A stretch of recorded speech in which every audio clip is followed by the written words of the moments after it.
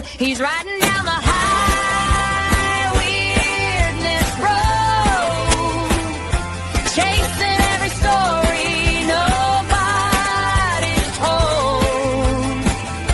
Muppets in the backseat, vampires in tow. J.J. Vance on the high weirdness road. Cold case counties and abandoned towns. Something in the shadows keeps swirling round. CIA bots shouting, "Who killed Bill Cosby?" JJ just laughs and cranks the sound. Where the timeline's bend and the truth gets loud, and the moon looks wrong behind a wandering cloud. If the vampires strike, well, that's just how it goes.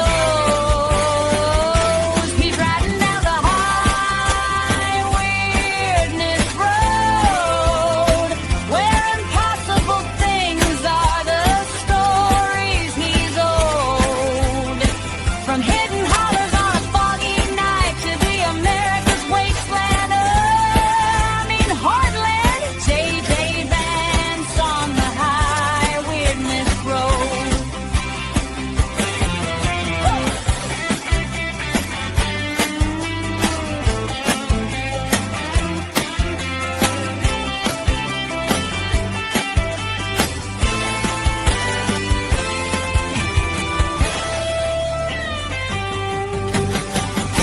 He's rolling down the high weirdness road,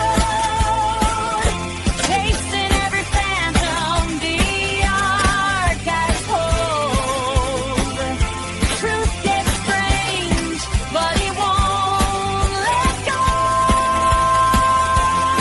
J.J. Vance on the high weirdness road.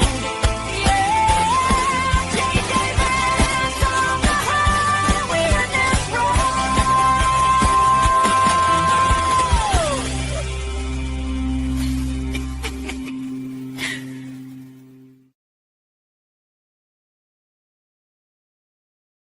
Free fries when you get vaccinated?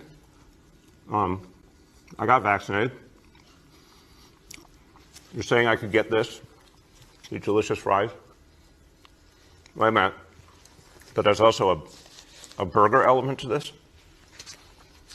Let me check with Bill Neathart. Is it too early in the day to eat a burger? No. This could be breakfast? Okay. I want you to look at this and think about, again, some people love hamburgers, some don't. Really want to respect all ways of life. But if this is appealing to you, just think of this when you think of vaccination. Vaccination. I'm getting a very good feeling about vaccination right this moment. Howdy, folks. Joseph Double J back here, coming at you live from my studio / home on the range, covered in bison turds and mud right now. Just got in from that home on the range. Anyhow, I'm a bison rancher now. Anyhow, folks of the interwebs, once again, your host, J.J. Vance here, host of Operation GCD, and absolutely most notably, not. Well, there it is. Well, my back. Not the vice president, part-time vampire hunter. Welcome back, folks, to the interwebs. I will be your pilot and navigator for tonight's shenanigan-infused journey into the mind of this particular garbage can dude. And I'm not going to lie to you, folks, the interwebs. Got a real barn burner here on deck for you all tonight. In fact, Clint's backstage right now. What are you doing there, Clint? Howdy. The Occults and/or Esoteric review of it's Tom Cruise March Madness all month. So it's Nichols and/or Esoteric review of the 2017 cinematic shit show, American Made, starring Xenu's favorite, of course, Hollywood actor Tom Cruise, starring Barry Seal, depicting some of the Iran-Contra scandals, specifically some of that Mena, Arkansas drug trafficking. You know, that Medellin cartel, that cocaine from Colombia, where we get other folks, such as Cocaine Bob Evans, was deeply associated with those. His co-conspirator in the murder of Roy Raiden, back in '84 there that was not brought to justice for 4.5 years later. His co-conspirator Karen Greenberger, aka Lainey Jacobs, I believe that was her Iran-Contra cover name, if you will. She's the one who got held accountable for the murder, ordering the murder for Reid. Not, I repeat, I'm not the vice president, folks, and it was not Cocaine Bob. But we have some other interesting intersections with that tale we'll get into here tonight with a fun-filled lineup here as always. Phil Z, how you doing, sir? Welcome back to Operation GCD for your very first time. How's the secret agent life at the Dewey Decimal System treating you? I can neither confirm nor deny how things are going. Touche, sir. I like your style. How's life treating you? Well, I appreciate you joining me again here for your first time, of course. But this is an interesting tale. You're a dude with a lot of details on this topic. Thank you. Yeah, no, definitely an interesting topic. Decent, I'd say a decent movie overall. But yeah, definitely a lot to talk about. So. I didn't hate it. Yeah. I mean, I called it a cinematic shit show because I wouldn't watch it again intentionally necessarily. There was a couple scenes that I appreciated, but the take was very bland. I felt it was a very bland take on the Mena, Arkansas, Berry Seal, Iran-Contra intersections. And when I don't mean it was like necessarily a whitewashing, it was very bland. Like, it reminded me of the same kind of take they took with To Kill the Messenger about Gary Webb. Gary Webb, yep. Mm-hmm. Yeah. And, well, it's funny enough, this is the second movie they've done about Barry Seal. They did one that was a HBO movie with Dennis Hopper. That was a Double Crossed. No shit. Yeah, they did that back, Double Crossed. It was, I want to say early 90s. And it was, but it got more into, I think it was just like the cartel stuff. I don't think it really got into anything with the CIA. If it did, it was kind of like, kind of just beneath the surface sort of thing. It was kind of like the way the movie Ruby was about Jack Ruby and, certain things they get into. So kind of like a hangout to a degree. We got the Revenge of the Nerds Carradine in this one too, huh? Yep. Mm-hmm. Yeah, it's I think he played a family. Those Carradines. That's some deep Hollywood stuff going back to their father, John Carradine, and his antics. Very interesting. All right. Well, I didn't know about that, sir. So I salute you for using your brain hole for God's intended purposes, and not as many folks do. Not that I expect you to, at least. You're a secret agent of the Dewey Decimal System, but I'm sure many folks use their brain hole for an oversized paperweight. But not this gentleman, not right here. This is Todd the Wizard. Welcome back to Operation GCD, sir, for your very first time. Good evening, gentlemen. I sure appreciate the invite back. I always enjoy these. Some of my favorite things to do in life. Fantastic seeing Phil. Fantastic seeing Phil. JJ is always educating us on this program. That's one of the things I love about JJ, boy. He can be a teacher. He'd be a great teacher, JJ. But I appreciate that, sir. I appreciate the kind words. I do hail from a family of college professors, so I know I probably some of that rubbed off on me over the years. But nonetheless, it sounds like it. I do aim to educate and entertain. I appreciate your kind words there, Todd the Wizard. I was going to say you learn us things like when we learned about Tom Cruise's family history. Maybe go look at that. And I thought you were going to say like when you learn that Tom Cruise likes to bang dead fish in the public restrooms. No, that joke's stale now. Anyways, Cruz's family helped overthrow Ireland, given land by the crown, given a title, Lord of the Manor over there. Whoa! I wonder how come his career went so well here. I'm just asking. I'm just wondering. Another thing we learned watching your show. Catholic persuasion, right? And he actually attempted to go to seminary. What do they call it? Seminary. Some sort of man of the cloth school, right? In Cincinnati, strangely enough. He'd make a great priest. Oh, God. He's everything else. He still a lot of fish. One other thing we learned on your show, Jay, that blew my mind last week was that we got Doug Lyman back again. Hey, Doug Lyman, how are you out there? Doug Lyman back again. Yeah, holy camole. Is Doug Lyman one of the good guys, or what the fuck's going on here? He's trying to tell the story again. His family seems like his father especially is involved in letting everybody know that the government really cares about what happened, what was going on. They're going to make amends here because that's why I'm here to get to the bottom of things, First his I'm pretty sure he's a commie. First, the governor of New York, Rockefeller, is asking him to schmooze over the Attica riots. And then later on, he's chosen as head counsel for Iran-Contra hearings. Okay. Shocker. But the biggest mind blow of that last episode is when you told me Edward Wayne Edwards was in the Attica riots. I was like, whoa! No, not Attica riots. He was in he was in the one of the deadliest riots in American history in a prison system, and it was in the Deer Lodge prison, the maximum security prison in Montana.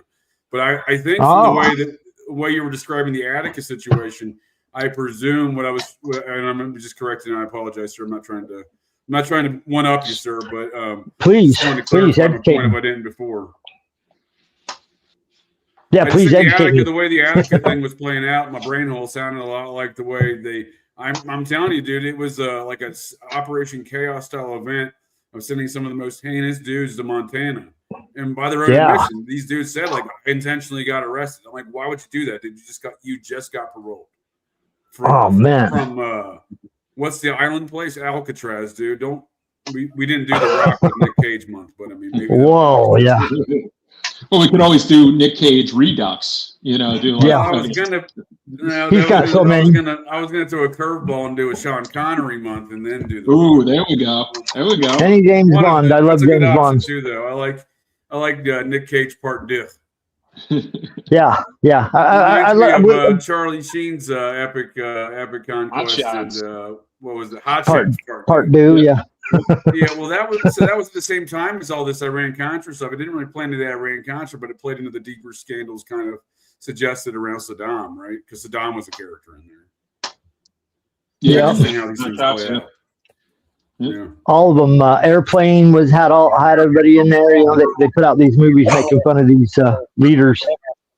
Speaking of people named Saddam, welcome back, Clint Eastwood. Welcome back to Operation GCD for the very first time. Clint Saddam Eastwood. We know what your game is, sir. I'm no Nebuchadnezzar. I'm no Nebuchadnezzar. He really thought he was Nebuchadnezzar reincarnated, didn't he? Yeah, he put his face on it. Well, he built temples in his honor as Nebuchadnezzar. Hell, his family's probably from their lineage. Nebuchadnezzar. That's an interesting proposition you bring up, sir. I shall look into that. Here's a question for you. And referencing tonight's film as well, minus the aliens, the Xenu, and the fish fucking by Tom Cruise. My favorite actor to play a tall person who knows how to fight. Xenu's favorite actor, our galactic overlord, Xenu. I'm not sure. Xenu blesses his enterprises. Yeah, we better. Yeah, well, don't want to speak poorly of Xenu. He will banish him for millennium. It's a whole amount of years you're not even familiar with. You gotta fill out a contract for that though. Millenniums. Yeah, you got to put in the work on those. But it seems like much like Saddam, where there's an occult dispute kind of at the heart of the parapolitical aspects that we can describe. I definitely think that's the case here with folks like Barry Seal, the main focus of tonight's film.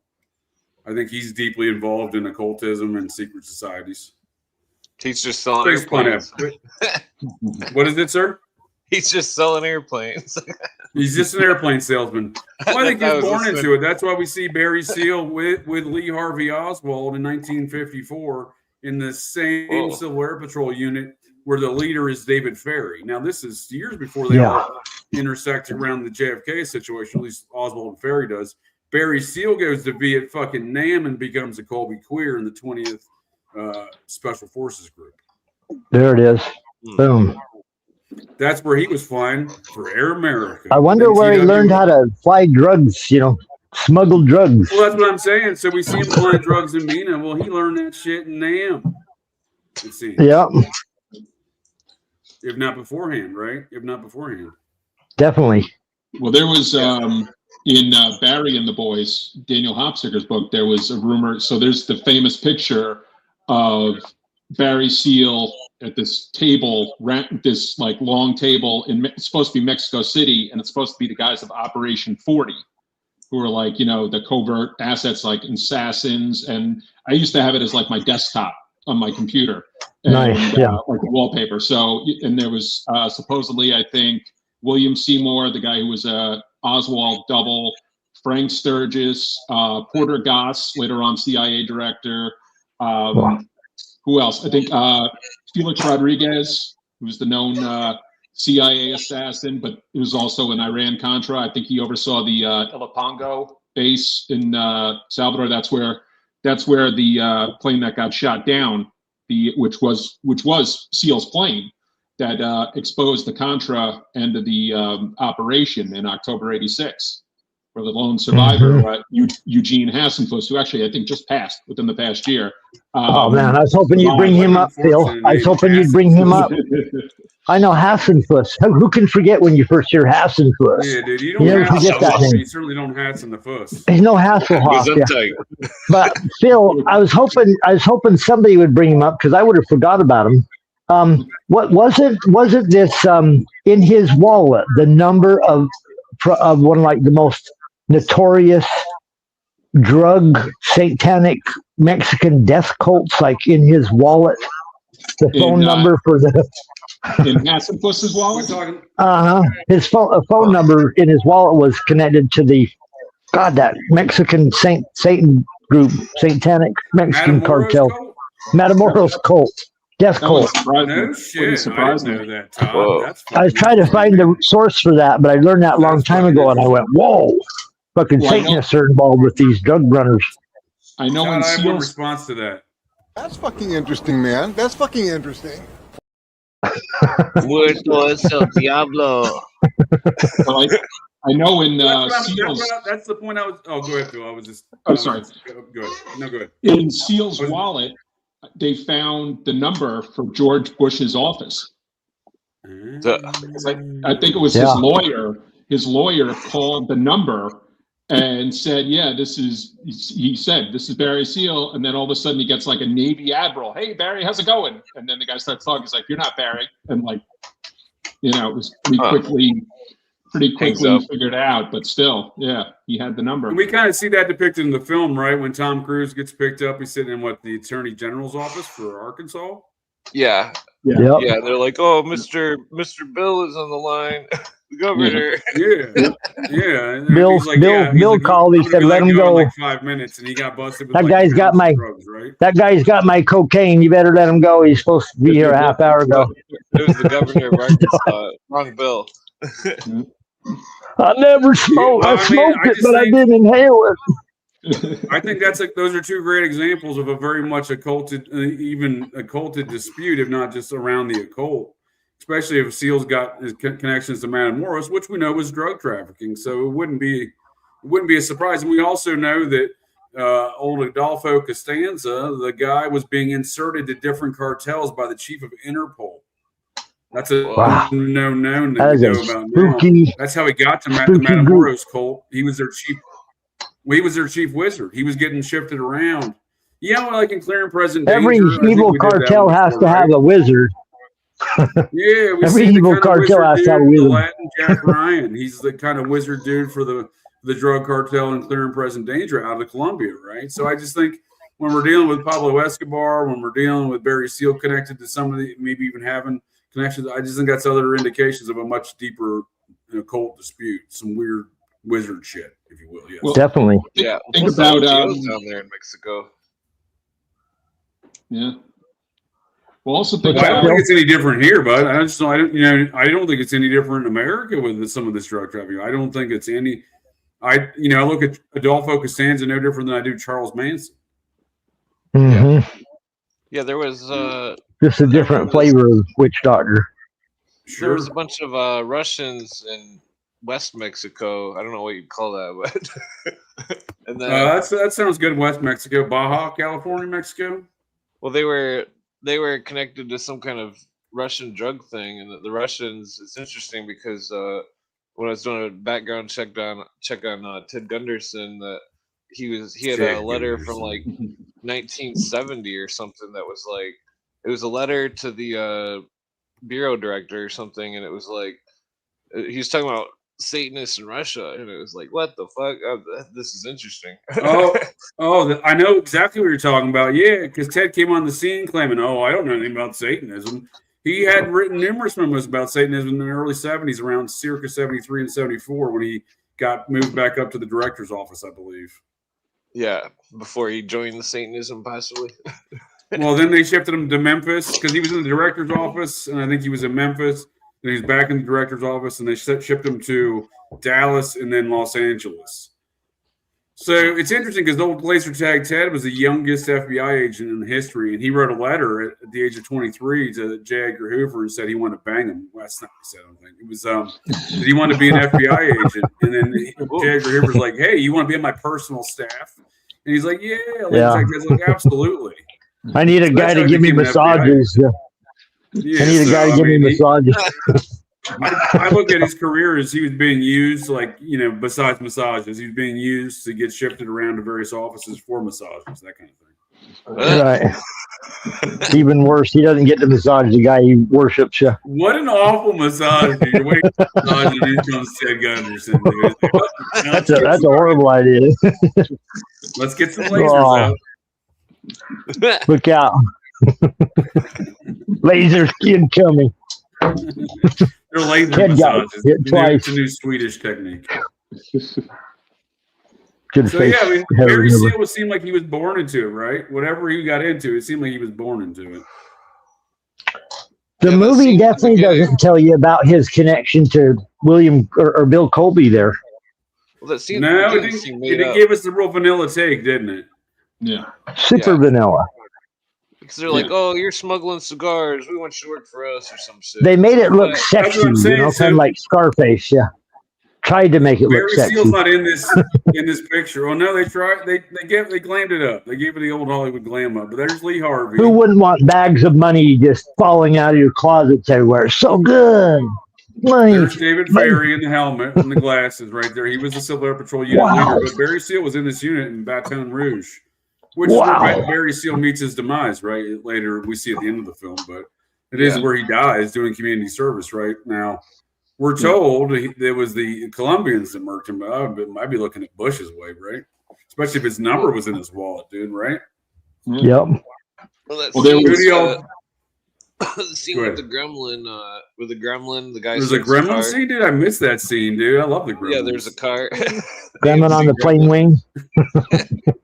The dude starts the car and goes kaboom, and then the dude's like, "Oh, he's put leaves over it and shit." It's like, what the fuck? Brushes leaves over it, sweeps up the dust. I'd like to get your all's thoughts on who may or may not have murked old Barry Seal here after these messages.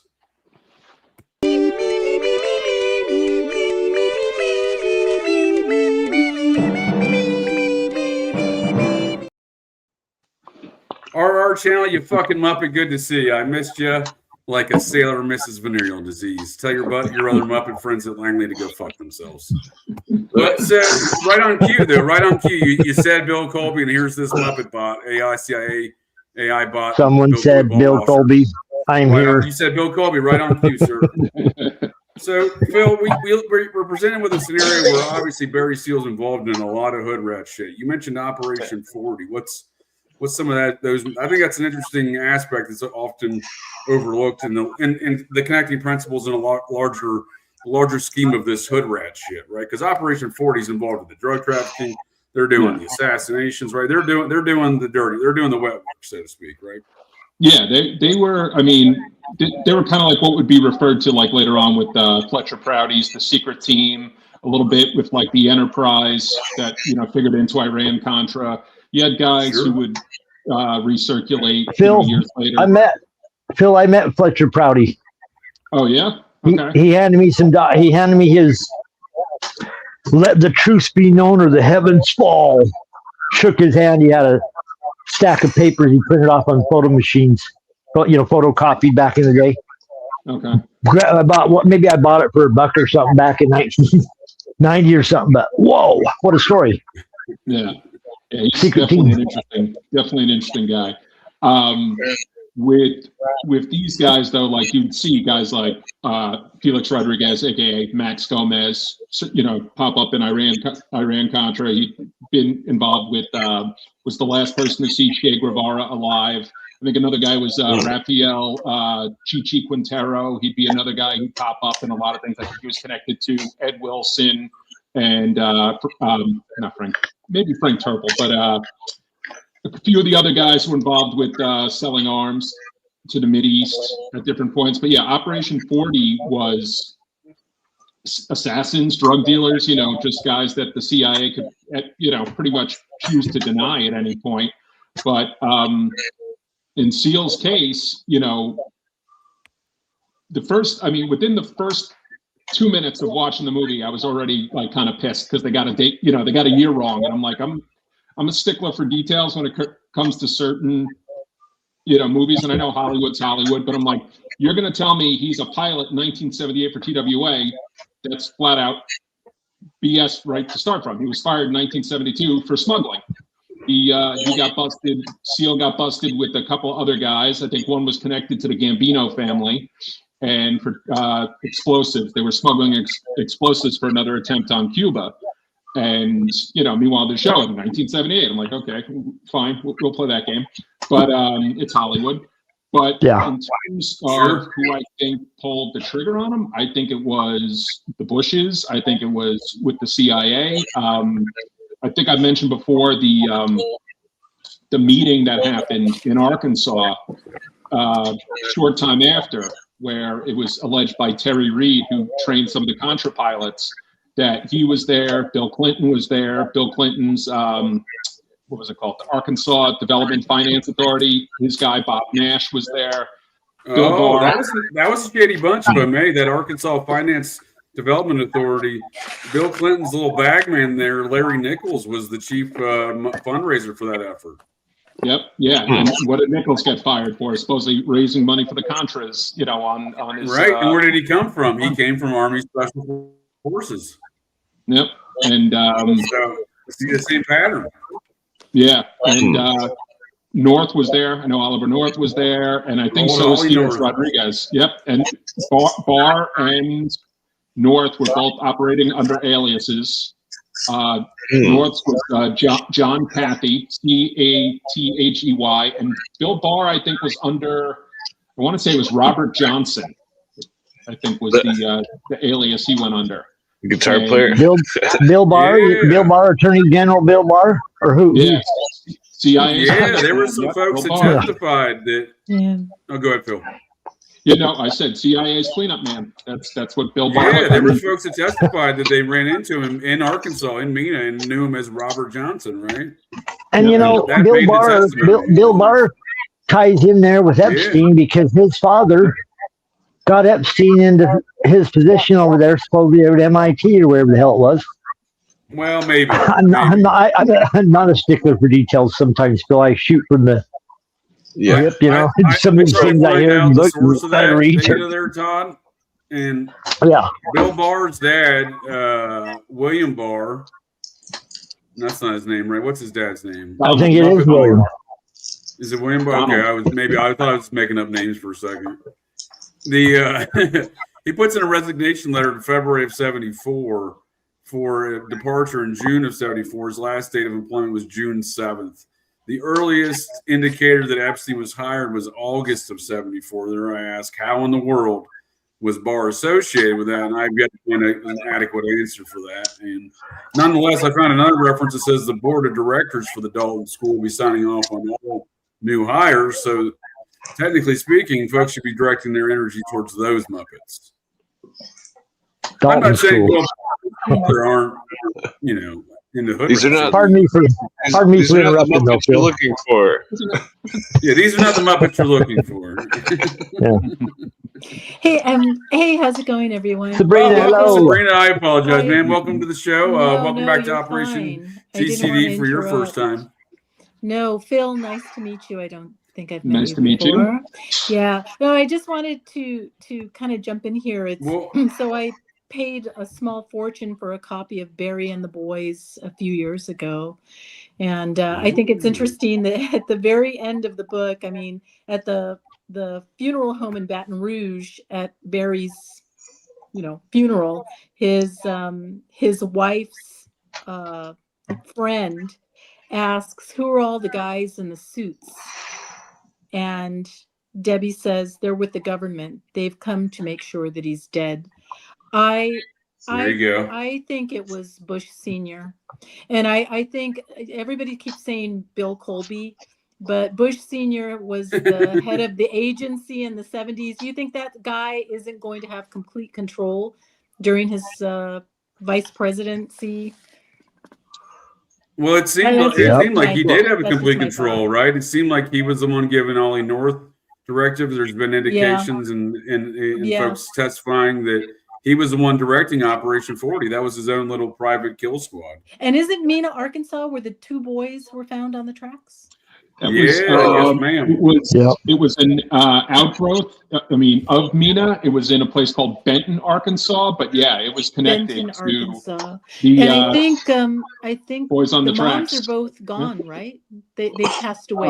One of them was the last one died recently. Linda Ives died a few years ago because I emailed her a few times. Very, very nice woman, and it just sucked. Oh, I know, but she never got answers. Heartbreak. Yeah, she never. And then his sister, Kevin's sister passed because she was going to be the torchbearer for the case. She passed, I think, and I don't know about the Henrys because I know there was some distrust between the Ives and the Henry family.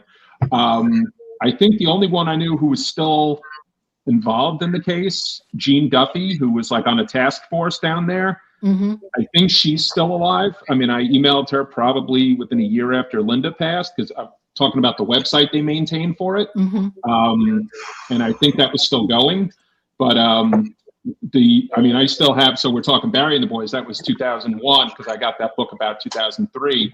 And I have The Boys on the Tracks, which is Mara Leverett, who wrote that. And then All Quiet at Mena, which was one she came out with a few years ago.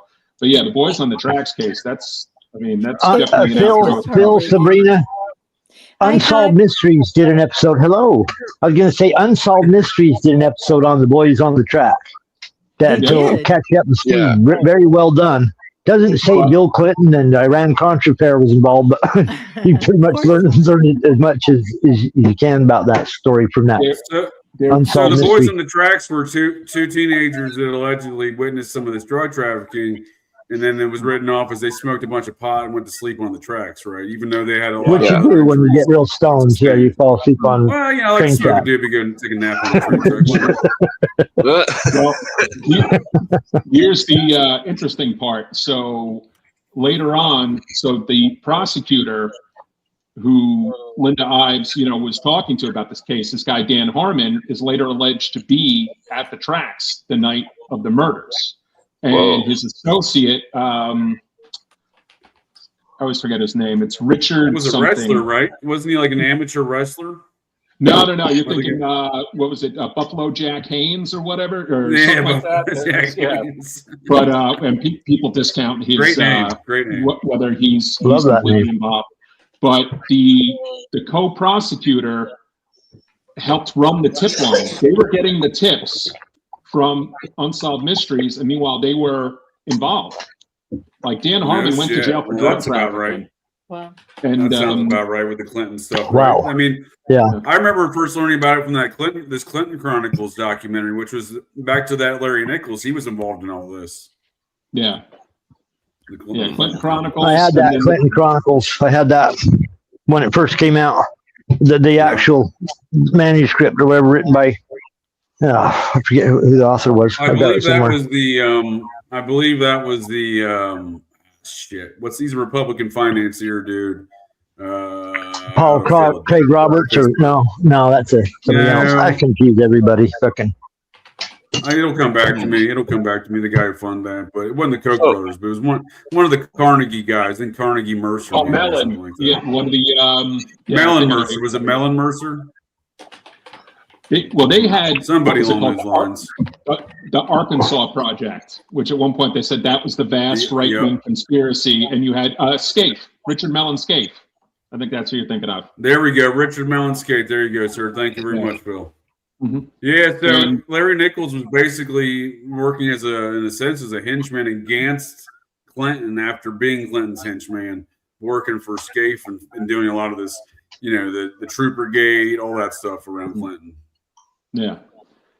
And Nichols died too. He died a weird death not that long ago, maybe a couple of years before. I gotta say, I think he was in a coma when COVID happened, and he woke up from the coma, and then he's like, "What the fuck is this?" And then he died like 6 months later. He smelled like a chimney. So I gotta say, I love that they put George Bush in this actual clip of them saying, George President or Vice President, what do you think about Iran-Contra? And he's got that look on his face, and he backs up like he ain't answering nothing. He ain't saying nothing. Fantastic. I mean, that's exactly. You see nothing? I'm not skull and bones. There's no death. Never heard of it. No death. They showed that clip in Boogeyman, the Lee Atwater story, because one of the clips they have from that movie, because it has Democrats and Republicans, is an interview with Terry McAuliffe, who was with the DNC, and said that if Bush had lost in '88, there was the fear that a lot of them were going to jail over Iran-Contra. I'm like, I don't think it was ever that clear cut. I also believe that Bush was meant to win that election, and that's why Bill Clinton was told to, he had to wait his turn. Someone mentioned the Arkansas blood scandal. That's another good. I was about to say, I figured you would know some details about that. What's the Arkansas blood scandal? I'm not familiar with that. It had to do with blood that was donated from the prison system in Arkansas, and when they stopped testing for hepatitis and other diseases, and it led to a huge outbreak, including AIDS in Canada. Whoa. And there was a fictional, like a semi-fictional book. I have it, and it was called Blood Trail by a guy named Michael Sullivan, who was involved with that. But it got basically kind of just buried because so many other scandals, kind of rose. I never even heard of this one. You are correct. They are scandalous, if you will. Yeah, they'd rather go with the Lewinsky stuff than stuff like this. Whether it be the blood scandal or even some of the murders, stuff. They'd be like, like it's not that interesting to them when it could be like, oh, Monica Lewinsky and this and that. Clinton was what do we do to Monica? Who's this Monica? And then they put her on TV. I have an entire theory that scandal started out as Mary Mahoney. In July, the July 4th weekend, we didn't hear the name Monica Lewinsky until January, 6 months later. Yeah. And then was that during that time they cooked up all those phone calls to Linda Tripp. We also get Matt Drudge. He scoops Michael Isikoff on this tale out of an intern at the White House. And then we get, at the same time, we get James Alefonsis' boyfriend. He starts turning on the Clintons immediately thereafter. And Breitbart News is starting, and Steve Bannon, and Breitbart News is starting, and Steve Bannon, and these early conservative icons are being created. Yeah. At that time in the 90s, Steve Bannon, I'm not sure what he's doing, but Breitbart. Steve Bannon is a Trojan horse. That guy is a Trojan horse. There are so many. He's a ninja. Personalities. He's a fat ninja. There are so many personalities right now. He's like Going back to Arkansas in the 80s, nobody's mentioned Fahmy. Go ahead, ma'am. Yes. Fahmy Malek. The medical. Fahmy Malek. Yes, ma'am. Yeah. Yep. Who would say the name's you familiar. could show up with gunshot wounds and he'll say you drowned in a pool. Yep. Yeah, we can get into some of those suspicious deaths. That's while I bring that up. What are your thoughts on this? Speaking of all this stuff relative to the American-made film tonight, and I do thank you all for joining me here tonight to get a little GCD, and I thank you folks of the interwebs here.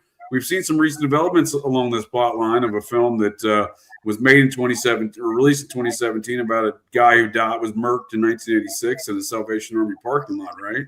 Whilst doing community service in Baton Rouge, Louisiana. But recently, a U.S. attorney filed an appearance notice from the 35-year-old case against BCCI, the CIA bank used for money laundering. I keep saying John Stanley Pottinger's name being brought up. He's Epstein's basically mentor in this process of money laundering enterprise. And he's the guy who opens up these BCCIs and Castle Bank and Trust. That's before Bill Colby gets caught. Bill Colby himself gets caught running a money laundering bank out of Australia known as Nugan Handbank. And Spooky. That's for you, RR. Go fuck yourself, RR. Well, I do think that you're an attorney, right, ma'am? So what are some of your thoughts on what I don't under how in the world is a U.S. attorney filing a notice of appearance, and why are they filing it?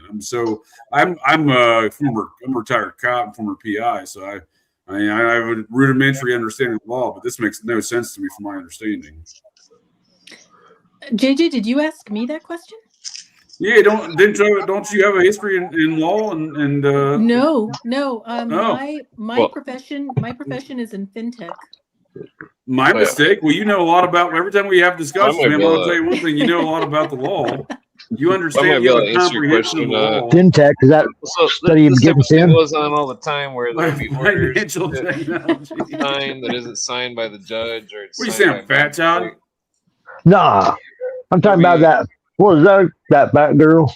Well, then let's throw this up. Well, still back up, Sabrina. What are your thoughts? Did you see this? Oh, Are you wait. familiar with this filing? She had a big fat girl. No, I am not familiar with this filing. I was not at all. Oh well, this Not happened the at other day. all. Phil and I were briefly discussing it before the show. So, Todd, Clint, you guys know, you gents know BCCI? Do you know anything about this filing, or have any No. indication? Clint, I've heard a whisper about it. you have a comprehension of the law, sir. What in the world would the U.S. be filing in this case 35 years after the fact? Yeah. So it could be after the It's so weird. if the supposed cleanup thing for the AI money cleanup. What the fuck is that thing called? Well, I suspect it has something to do with Epstein, right? I mean, it seems very timely. One would hope that somebody's in there that's got a hold of new information now and is pushing this thing through where they wouldn't have been able to do it until the Epstein files dropped. So one would hope that something's moving on that front, but God, how slow the wheels of justice work when it comes to international politics and incredibly slow. We have a film made in 2017 about a murder associated with all this court case and this hood rat shit, and we don't know anything about. I mean, at the end of the day, does anyone know who murdered Barry Seal? No. Just speculation. Right? So when he first got arrested, supposedly, I think that the first couple times he got arrested, he did it on purpose because he was trying to get tight with the fucking mafia in South America or whatever, in Mexico, and fucking and he needed some kind of street credit that he was not some kind of government agent or something. They needed to know that he was sitting in the big house or something, so that he could get the street credit to go and get the new hookup for whoever was in charge of the operation. I like how your brain hole works on that one, sir. I don't think I like where we're at on that. Yeah, because it makes a lot of sense to what you're saying. Because you need street cred to infiltrate these organizations, right? Within the drug trafficking situations, right? Yeah. Because you can't just George Bush isn't going to make a great bag man for the cocaine and take somebody a little closer to the street. Could you imagine him as an undercover narc in his capacity, dude? He's a fucking moron. Well, here's why I think someone like, one of the theories goes with Bush. So and Barry Seal. So there's a book, Compromised, and it was Clinton. I think it was Clinton, Bush, and the CIA, and it was written by Terry Reid, who was a Contra pilot training out of Mena, and there was also Nella Air Force Base, which was in Arkansas. And he got to know Barry Seal, and he said when Barry Seal got busted in the case by the DEA multi-task force case, and it was called Operation Screamer. And he knew he was probably going to wind up doing time. And he said, well, I got both Bush kids. He's like, I got Junior, and he's like, I got Jeb on tape, offloading cocaine. And he's like, I'll use it. It was kind of like, anytime I need to. He's like, Vice President, he basically said he had blackmail, he'd use that at any time he needed to. And then shortly thereafter, he was killed. And in, compromise. SEAL was one of a few. There'd be some of the guys with Iran-Contra. What was one guy? Amiram Nir, who was involved in the weapons pipeline in Israel, and Iran would die in a plane crash, because that always seems to be totally normal. One of SEAL's associates, who they do not mention in the movie, a guy named Emil Camp, a year to the day that SEAL dies in a plane crash, flying one of SEAL's planes out of Mina. Shit. Emil Camp, was he American origins? Yeah, as far as I know, he was someone who went back with SEAL for a while. Well, they mentioned some of the pilots he worked with. The one guy, Cooper, which I always found funny, Bill Cooper. That's what I thought. First thing I saw. Bill Cooper. He flew the plane that got shot down over El Salvador. I mean, that was shot down by the Sandinistas. That only Eugene Hassenfus survived. It was Bill Cooper, a guy named Buzz Sawyer, and I believe the other guy was possibly Nicaraguan. They never said who it was. And some even speculated that maybe Hassenfus killed all three of them and, just was there to kind of blow up that end of the operation. Well, where was Ghislaine Maxwell and all this? Wasn't she recently photographed in Colombia in a pilot's uniform flying a helicopter? Around that same time? Yeah. Yeah, I've seen that picture. Oh. Yeah. There was a picture of Ghislaine Maxwell watching John Benet Ramsey. Well, that would be very interesting. Right around the time of her murder. Not to derail the conversation, but earlier today, Sean Atwood had Alan Dershowitz on his podcast. The Dersh. Yes. That was quite interesting. Was he wearing his underwear or did he get naked? One of the questions that they hit him with was if he thought that Glenn should spend time in prison, and he opted for leniency. Yeah, he's a shady guy. Sean Atwood or the Dersh? The jury's out on Sean. I'm suspicious of all of the big. I'm suspicious of all of the jury content producers, but then I do believe that everybody should be represented. So you can't just have a one-sided podcast. That was I hear what you're saying, man. I can respect that. I don't trust. In regards to Sean Atwood, I look at him like, oh, well, he's got a lot of. He was involved in high scale or large volume ecstasy dealing in Maricopa County. And so was Sammy the Bull Songbird Gravano. I almost called him the Bull. Sammy the Songbird at the very same time.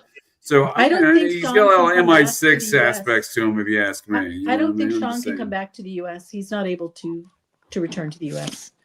Yeah, it's probably because he's flagged as an MI6 agent within the fucking national security advice. And for Phil, you brought up compromised Clinton Bush and the CIA. So I have that book on my bookshelf. I got a used copy. I haven't read it yet, but it's signed by Terry Reid. And on the inside of the cover, it was signed on February 28th, 1998. James, help form a third party. Terry Reid. Oh, wow. Well, Terry Reid had a long going case against the CIA because they tried to dig up charges on him that he had committed insurance fraud. Mm-hmm. And he relates it in Compromise. There was something called Project Donation, and North, under his alias John Cathy, said, hey, if you could lend us your plane, we might use it. And he's like, I don't really feel comfortable. Well, we can always just, we can steal it or say it's stolen, and then you can file a claim on it. And I think Reid still said no. They steal his plane. Years later, one of Bill Clinton's state troopers, who later on becomes a FEMA head, a guy named Raymond Buddy Young, says, we found Reid's plane. A wind gust blew open an airport hangar, and there's his plane. And then later on, they're like, there's no chance that outside of like a tornadic kind of like a magic bullet, but a plane. Open up a plane hangar. So Reid eventually got that charge dropped, but then he was suing them for discovery about some of the stuff that he did for them. And then eventually, after a few years, he kind of just gave up, even though he had to leave the country. Like him, his wife and kids, like relocated to Mexico at a point, and then supposedly in one of the books I'd read, Bill Clinton, The Untold Stories, there was an allegation that L.D. Brown, who was a state trooper with Clinton, who would eventually apply to the CIA and would meet Barry Seal and go on a run with him, that Brown was asked to kill Terry Reid, even though he didn't know who it was at first. And Max Gomez, a.k.a. Felix Rodriguez, was the go-between. Oh. Yeah. You know, a lot of what you're describing there, Phil, sounds a lot like what I've understood about Operation 40, right? Like the details you're describing are very strikingly similar to a lot of the details that this guy, similar capacity of what this guy describes, Gene Chip Tatum. Mm-hmm. Are you familiar with him? Yeah. He's a guy who's basically been declared dead multiple times and then pops up. So, like, right. Yeah. I mean, he even popped up on like Facebook at one point, and he's saying it's Chip Tatum. That's what it says, and I'm like, okay, we'll go with that. But it almost sounds like, you know, someone who's just got like a name that just gets used, you know, a lot. Who knows? But he's very well could be too, because this guy is the deepest of all black ops, if you ask me. Some of the stuff he describes, right? He hits on all the topics we're talking about so far, right? He was in the Air Special Forces, Vietnamese, but he was U.S. Air Force Air Combat Controller, Special Forces in Vietnam. He U.S. Army Special Operations pilot later, right? He has connections to China, fucking Iran-Contra, and Project, as he describes it, Operation 40, which was a major portion of what he did directly reporting to, by that point in time in the 80s, George Bush, according to him. And Bush was also named the head of the South Florida Drug Task Force as vice president. And there's Bush's connection with Don Aronow. Very wise decision. Let's put the CIA in charge of that, right, Phil? Yep. Don Aronow, he was a cigarette boat designer. And what was one? Blue Thunder, which they eventually, like, that was book they wrote about that. But then Aronow, supposedly some of his boats were used for drug smuggling, and then he got killed in, I want to say it was 87, like in a kind of like a hit. It's interesting you say this about a year after Barry Seal. So Pablo Escobar, Barry Seal's the boss there in the Colombian drug trafficking trade, right? He had a lot of friends. He was big in the speedboats, it seems. In fact, I have a clip for that. I hung out with Pablo Escobar many, many times. They would land helicopters in my house constantly on Star Island. I had food just for them in the refrigerator. We'd go to these great events and race boats and look at all the cool stuff that they were making, shooting rockets and potato launchers at the tourists off my dock, almost having me arrested. What was Escobar like in person? First of all, like, I had no Google. You don't go up to people and go, what do you do for a living? I have no idea, bro. The guy's loaded. He's got a Testarossa. I had a Porsche Gambala Cyrus that was like crazy horsepower. So I smoked. There was always a bunch of bikinis floating around everywhere. Big Russian mob guys that bought this submarine. What did you get that for? He goes, just for fun. Why not? Next thing I see USA Today that they had been moving from Ecuador to America, and they couldn't fill it up enough, and it was too slow. And they bought a nuclear giant submarine to get the in, and they did a big thing out of the Russian. I hung out with Pablo Escobar. That's I think you needed to pose Vanilla Ice, though. One Muppet once threatened me over Was the that phone, Vanilla Ice? Tough guy style. Was that we got to Vanilla pose Ice? Vanilla Ice to find out what went down with Iran-Contra. It sounds like he's got all the details. I'm telling you. No ice. Yeah, You know there was a Vietnam dude named Carl Miller. I forget that's his alias, but he testifies on video that when he was in Cambodia, that he was a helicopter pilot, and that they forced CIA helicopter. He said it was full of drugs. He said that they forced it to the ground and they burned all the drugs. The CIA doesn't traffic drugs, Glenn. It was full of Skittles. Never has. Bill Colby would never do that. Bill Colby would never do that. That movie last night proved it. That American made movie proved it. Government never did Barry nothing. Seal and Barry Seal by himself. It was only The government never did nothing wrong ever. They love They you. fight for truth, justice, and the American way. Yeah, bash Superman. Yeah, we don't have an entire building full of pedophiles in Washington D.C. right now. That's No, not happening. no They're devil not worshippers behind us. Well, I think I was basically throwing that out there for the our channel guy that's a skeptic because like He's like not a skeptic. He's well, a some bot. They're Vietnam- fighting the communists, damn it. some old Vietnam War vet's not going to sit there and lie about something like that. You know what I mean? It's like the allegations of the CIA involved with drugs and shit. I mean, they're heavy duty with tons of old timers. Well, are you all familiar with this fella on the lines of Operation 40? This guy was a friend of this guy knew Lee Harvey Oswald, Barry Seal's childhood friend in the Marines, and he ended up being a technical advisor for the Oliver Stone JFK film, and he worked for old Mitch the Fifth Warbell, who gets murked by Larry Flint after receiving a check for $1 million to go murder Larry Flint's cohorts. Mitch Warbell's connected to everything, but this was his assistant, and he got picked up during the time of the House Select Committee hearings. He intentionally went to jail so that he wouldn't get murked like everybody else was getting murked. And what's his name? Apparently, he was training anti-Castro Cubans down there in Florida with the rest of this. What's his name? Patrick Hemming. That's where Operation 40 originates from. Is the kill squads for Castro, right? Yeah. Yeah. Jerry Patrick Hemming, I think, did Interpen, which was like a group of killers at some point. Because Hemming was someone who I think was like hardcore, like was still doing raids on Cuba, well past Operation Mongoose, things like that. And I know he had been. I think afterwards he was someone who was like a source for a lot of the JFK books that came out, and I think his intention was to eventually write a book himself, but never. I don't think it ever happened. But yeah, with just going back, he got picked up on drug charges, right? Look, Hemming was released on appeal bond, and the conviction was later overturned. Yeah. So that's kind of the Bill same. Clinton called, said, "Let the guy go." Yeah, maybe. No. probably. With going back to what Clint was saying though about in terms of CIA and drug trafficking, I mean, there's a great book that, I mean, it's 40 plus years old, The Underground Empire, where, and I think I might have mentioned this before, but it was about 3 cases. One was in the US, one was in Southeast Asia, and the other was in Mexico. And the head of this elite group in DEA, this guy, Dennis Dale, and the group was called CENTAC, said James Mills is the author of the Underground Empire. Oh, not this one? Okay, I'm reading about it. No. This one sounds interesting, man.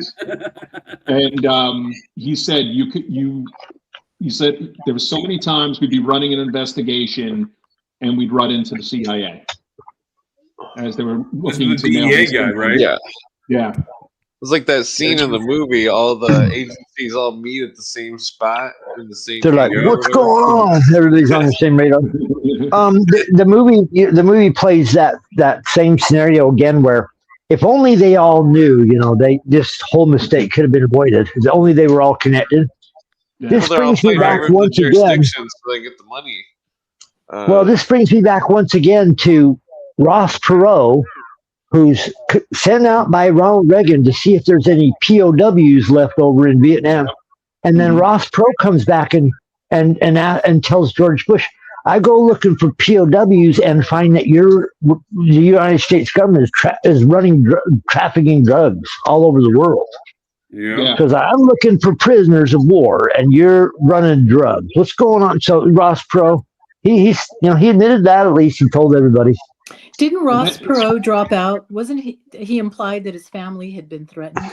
Yes, Yeah. and then he went back in. He dropped out, and then he came back in towards the end. And there was some people who were like, if he had just stayed, the effect he could have had. And I think he got scared. I think he even factored in terms of the whole thing with the POWs and stuff. That's where what's his name, Bo Grits, right? Yeah, he pops up.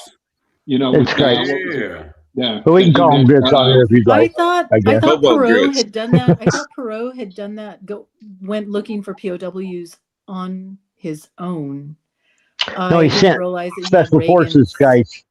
Support. Yeah, he hired mercenaries. So this is before the current incarnation we have with our special forces. In fact, it is Iran-Contra that gives us SEAL Team 6 and the CAG or Delta Force in the Army Special Forces. They both are born out of the hostage situation there in Iran, Operation Eagle Claw. So at that very same time, though, Ross Perot had like 200 some odd employees over there in Tehran, and he employed his own team of former Special Forces guys. They'd go over there and get his own guys because apparently that's when Bush told him to go fuck himself about the situation. And it's so strange that the POWs being left behind because, of course, we were officially not supposed to be. We weren't in Cambodia officially and Laos. Or Laos. But it was a book where I started to question things. It was a book written by a Canadian couple called "Kiss the Boys Goodbye." Great book. And that was. I think that was at a time when I was listening to PBS and that couple was being interviewed. And back when PBS would give you some valuable information about what was going on, at least we all thought that. At least we all thought that, right? Yeah. But that was a very interesting book. So that was my first foray into just questioning. I could not believe that the government. I couldn't believe that the government would do that to our own guys. Yeah, Bobby Garwood, and. It's funny. So Monica Jensen Stevenson worked for 60 Minutes. Monica Jensen Stevenson, that's right. I think they couldn't get it on the TV as much. William Stevenson, though, is kind of interesting because he wrote about the other William Stevenson, the guy who they called Intrepid, who was like a spy master, the Canadian spy master, who ran his operations out of Rockefeller Center in the beginning of World War II. It was a coordinator of information, which later on would kind of mix with the OSS. But yeah, no, Kiss the Boys Goodbye. I remember reading that. I think I was early on in college, and then I was able to get like a paperback copy for like $6 at my job at a CVS. They had like a remaindered copy, and I was like, "Oh, I'm buying this." I think they tried to debunk stuff saying that Garwood was a cooperator, but I'm like, he was there for years. I said he was there for years, and to be honest, it would not surprise me how many soldiers got, and not even that Nixon did, but that Kissinger sold him down the river. I said, because to me, Kissinger was as good as a double agent in terms of where his loyalties ultimately lay. And to be honest, I don't think they wanted certain aspects of that war leaking out. And for the era came home. Kissinger was appointed by John J. McCloy when he first started his military career, it seemed like.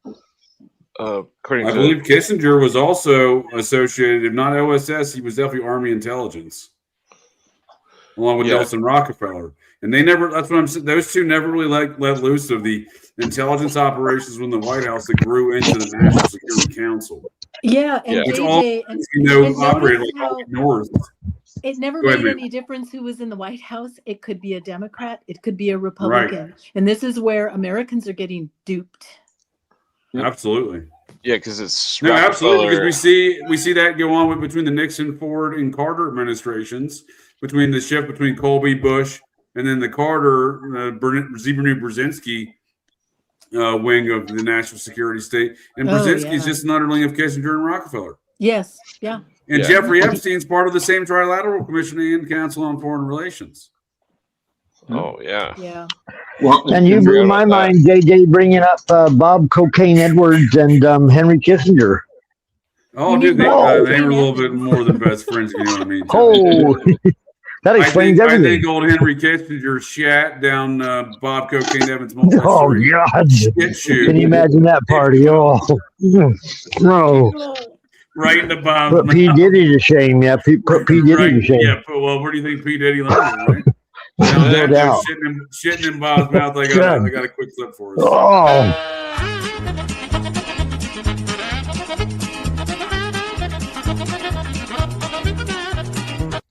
Looking like you just got laid off from PF Chang's. What you say? You got laid off? What? PF Chang's. No, I don't work there. Because you got laid off. No, you fuck you. You suck a dick. Me? Yeah, fuck you. No, fuck you. You fuck. Come on, man. Fuck your face. No, fuck your face. No. Come on, man. I just want to help. Fuck you, motherfucker. Motherfuck you. Fuck you. Okay. See you at work.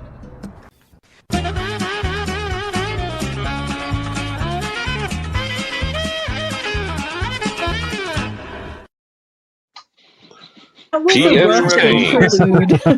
Support your local science store. Chinese food, anyway. So, Sabrina, I didn't get a chance to ask you, man, what were your thoughts on this film? You joined us after that portion of the program. I wasn't going to join because I didn't have a chance to watch it. So I'm an imposter. Okay. Well, do you like Tom Cruise? No, I don't. Did you know that Tom Cruise fucks halibut in public restrooms? Dead halibut. Might be like. I heard he was a nice guy. Also known as the fish That's fuck. what Xenu said, our galactic overlord. So we should all just repeat that phrase. Thank you, man. Horrible. I appreciate you looking out. I don't want to get shot by lasers, Xenu lasers. You know, they got stabbed with some lasers.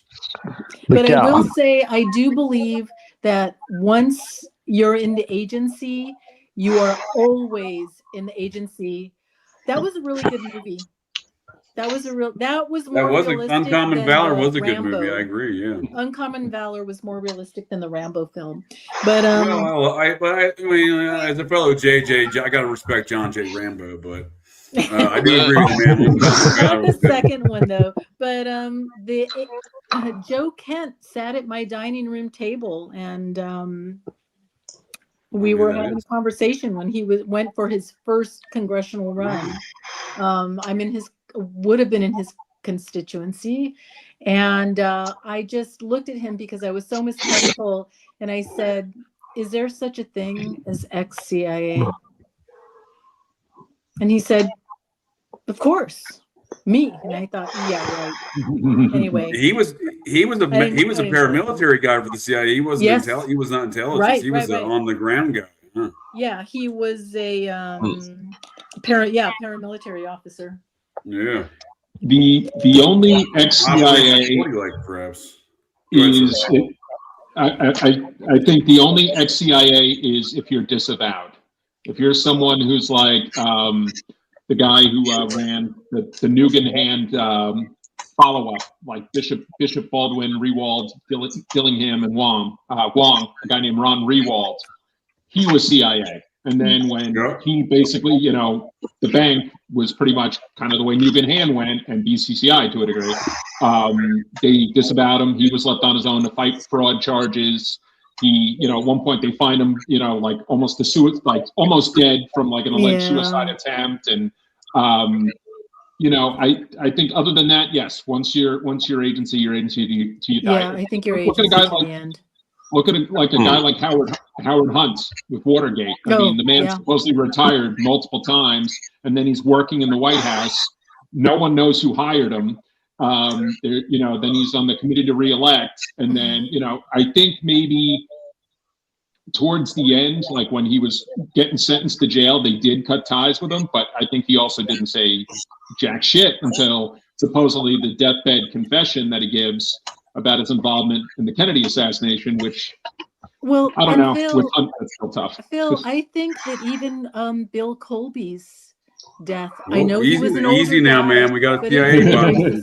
Whoa! Hey, happened naturally.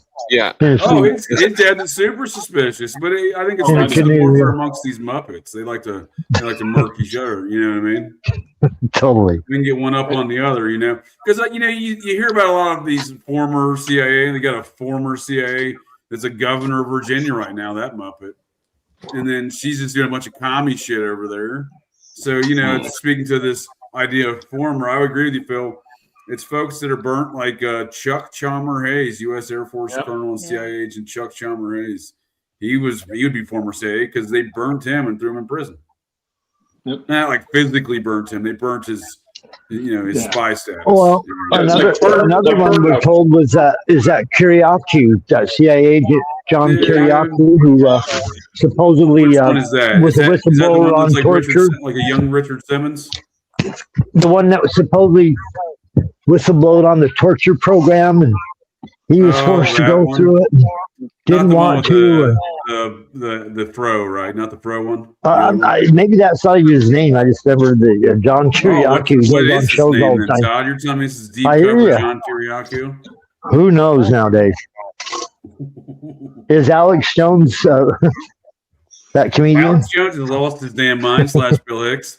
The multiple identities and the alcoholism is really taking its toll. I'm telling you, it's like, whoa. Now I'm intrigued. I want to see a Muppet. I want to see the Alex Jones, Bill Hicks Muppet. I'll get the GCD Muppet Factory on it, sir. Yeah, he got drunk and was mumbling about with Tim Pool about his whole business being shut down again. I'm like, oh, here we go again. Fundraising efforts. Start your cash registers, folks. JJ, you got to make a Muppet of Phil and Sabrina here now. I will definitely. I was telling Phil he needs his own icon. I gave you your own logo, Todd. You're Joseph Smith, which I approve of. Like a spaceship with a circle with the line through it, meaning no more Love space it. business here, sir. Perfect depiction of me. I figured that logo represents you well as being an ex-mo like myself. Yeah. I don't not love Mormons. My whole family's Mormon. They're great people. But they're great neighbors. Well, I say the same thing about this because people bring up the Masons and even the CIA. Let's throw those guys in there. If they're such a good organization, so powerful, getting all this money, how come the world keeps going to shit further and further and further? You think sometimes they'd win and good would prevail and people be happy. Just doesn't seem to happen. Evil's just strong. Evil's strong. Well, it's due to Muppets like Bill Colby we can thank for not having prosperity. Communists are very dangerous. No, you bring up a good point there, Phil. His 30-year anniversary coming up here very soon, huh? That's going to be on a Monday. Might have to do a salute to Bill Colby's death here coming up here soon. Yeah. Bill Colby sang like a canary at the church hearings, right? Well, he seemed to be playing a role. And I say that to say this. The reason we know about during the Church and Rockefeller Committee hearings in the 70s, the reason we know about Operation Climax from those Muppets at Langley, where they were dosing Johns in a whorehouse they were operating out of the Hayden-Ashbury back there in the quote-unquote Summer of Love. The reason we know about that is because of a whistleblower, and I do mean this with heavy quotations, former Inspector General of the CIA, one John K. Vance, not my Vance, but he is an interesting Muppet, so to speak. He is the one that released all the information on Operation Climax. He's like, this has been buried, so he's like, I've been retired for a couple years now. It's been buried for a while, but I'm going to come testify in these hearings. And I think Colby played that same kind of role. Yeah. Somebody to come out and kind of present it like, hey, here's what happened. It's real bad. Right. It's real bad. It's real bad. Well, they Bob Dylan wasn't available, so they had to get Bill Colby. Well, then they put on a show that it's all over now. It's all over. You can go back to sleep and go back to bed comfortably knowing that we love you. Your government loves you. They took care of Godzilla. How we found out there was a heart attack gun. But that is the outcome, right? We get a couple of the glamorous little things, the heart attack gun, the little poisonous dart or whatever, right? That's supposed to with the shellfish poison, right? The multiple plots against Castro that failed, and they give Colby the credit of the family jewels, but that was developed under Schlesinger, the previous CIA director. John J. Schlesinger. Dude, there's no way that guy hasn't been accused of being drunk most of his life. Like, what's your last name? Schlesinger. Like, sort of even I think he wound up being like Secretary of Defense at one point or something. Like, there was a lot of like role shifting, but so Colby's director from 73 to 76, and he winds up testifying not only just about the family jewels, but also about the Phoenix program, which he directly oversaw at one point with guys like Ted Shackley, the blonde ghost. And did he mention the interrogation aspect of it, or? I just know that he mentioned what was it, the quote unquote the neutralization of the Viet Cong infrastructure, and I think they threw it at 20,000 people, but I think the death toll was 2-3 times that much. I think anywhere between 50 and 60,000, and it had been infiltrated. I mean, I'm reading right now. I'd shown to JJ last week Alfred McCoy's new book, Cold War on 5 Continents, saying that there was a high-up communist spy who was advising the CIA, but they were basically giving up people who were more a threat to the Viet Cong and the North Vietnamese. So, but in the end, no one's watching. Kind of like when the program they had in Afghanistan, turn in your local terrorist, and you can pretty much, give give up your neighbor and get a reward from Uncle Sam. You know, just by and settle a grudge while you're at it. You know, like there's no rhyme or reason to What could go wrong then? Yeah, and then you wonder how we wind up, you know, basically losing Vietnam. Kind of like during a big giant scare where everybody's got to go get something, where they tell everybody, if you see somebody not wanting to have it, you tell us, we'll get right on them. Yeah. Make them stay home. When you said big giant scare, I thought you were trying to say they were out of toilet paper again, Todd. I was like, I hear you. That was horrifying. I was running my Walmart. I'm like, my God, give me some of that. And it was gone when I got there, too. I'm like, no. Right. And then 1 week later, that was toilet paper again. Phil, have you heard of William Herman, advisor to Reagan, Rand Corporation, Hoover Center on Violence, CIA? Something else. I've not heard of this. Can you say the name again? William Herman? William Herman. Yeah. William Herman. No. I hadn't heard of him. Yeah. So he was some kind of some CIA advisor on violence in prisons or something. Was he one of Herman's hermits? Well, he's connected to that whole LA. All I'm getting is a Billy Herman, MLB Hall of Famer. Not him? No. He was part of the Phoenix group or whatever. Okay. How you Bunch of spell his shifty name? guys William in Herman? there. Yeah, William Herman. H-E-R-M-A-M-N? What are we talking here? Yeah, just regular spelling. Regular spelling. All right. Okay. I think I might have found him. Dr. William W. Herman? Yeah. Then another one was Earl Bryan. He was another one that was. Earl Bryan. Well, that's this guy sounds like Earl Bryan. Yeah, they're both surgeons. They're cut from the same cloth, huh? Because this guy's involved in computers too and spy networks. In the 80s, right? I think I remember reading that. What was it when Bill Hamilton was working on Inslaw? Like there was connections with an outgrowth of what they were using to track the Viet Cong. Like there was some sort of, you know, Hamilton. There was a connection with the NSA, and you know, trying to track, you know, dissidents in Vietnam. Yeah, Cooper alleges that's exactly what this is talking about, right? Computer places spying street for anti-riot sleuthing. Well, Cooper alleges that the Phoenix interrogation program was implanting some kind of implants in the brain or something. That's what they could have been implanting implants into the Viet Cong and then tracking them. Clint, this guy was 21 years for the LAPD, huh? Yeah, a bunch of them were LAPD in Phoenix and all around that. Right around the same time that all that shit's going on in Los Angeles. You're talking about all this tracking. They said the CIA had an office in the Los Angeles Police Department in like mid-70s or something. Well, that's what I was getting at. We see out of the Iran-Contra Colby Queers units, we see James or Daryl Gates, LAPD chief Daryl Gates, erupted, I believe, in 78 or 79. He takes over. Now he carries over. He's got direct connections from Iran-Contra, so we can see and he runs one of the largest, on paper, one of the largest private intelligence operations outside of the federal government in American history. He had files on. He had some major-level files on folks. Man.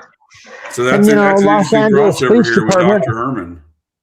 Los Angeles Police Department, now famous for having secret office, their officers involved in secret societies, openly racist secret societies, as they're dealing with the drug war, going against blacks. They all got the same tattoo, they all have the secret handshakes, they all have this, I don't like blacks, you don't like blacks, no, I don't like blacks, so we're going to get busting black people for drugs. That's a good point. You're kind of describing the activities that are known as part of the Rampart Division scandal there in LAPD. But Daryl Gates had dispatched LAPD detectives around the world. They were doing surveillance and intelligence operations, not exclusive to LA, city limits. Well, what Todd was talking about just reminded me of Gary Webb's expose in the San Jose Mercury.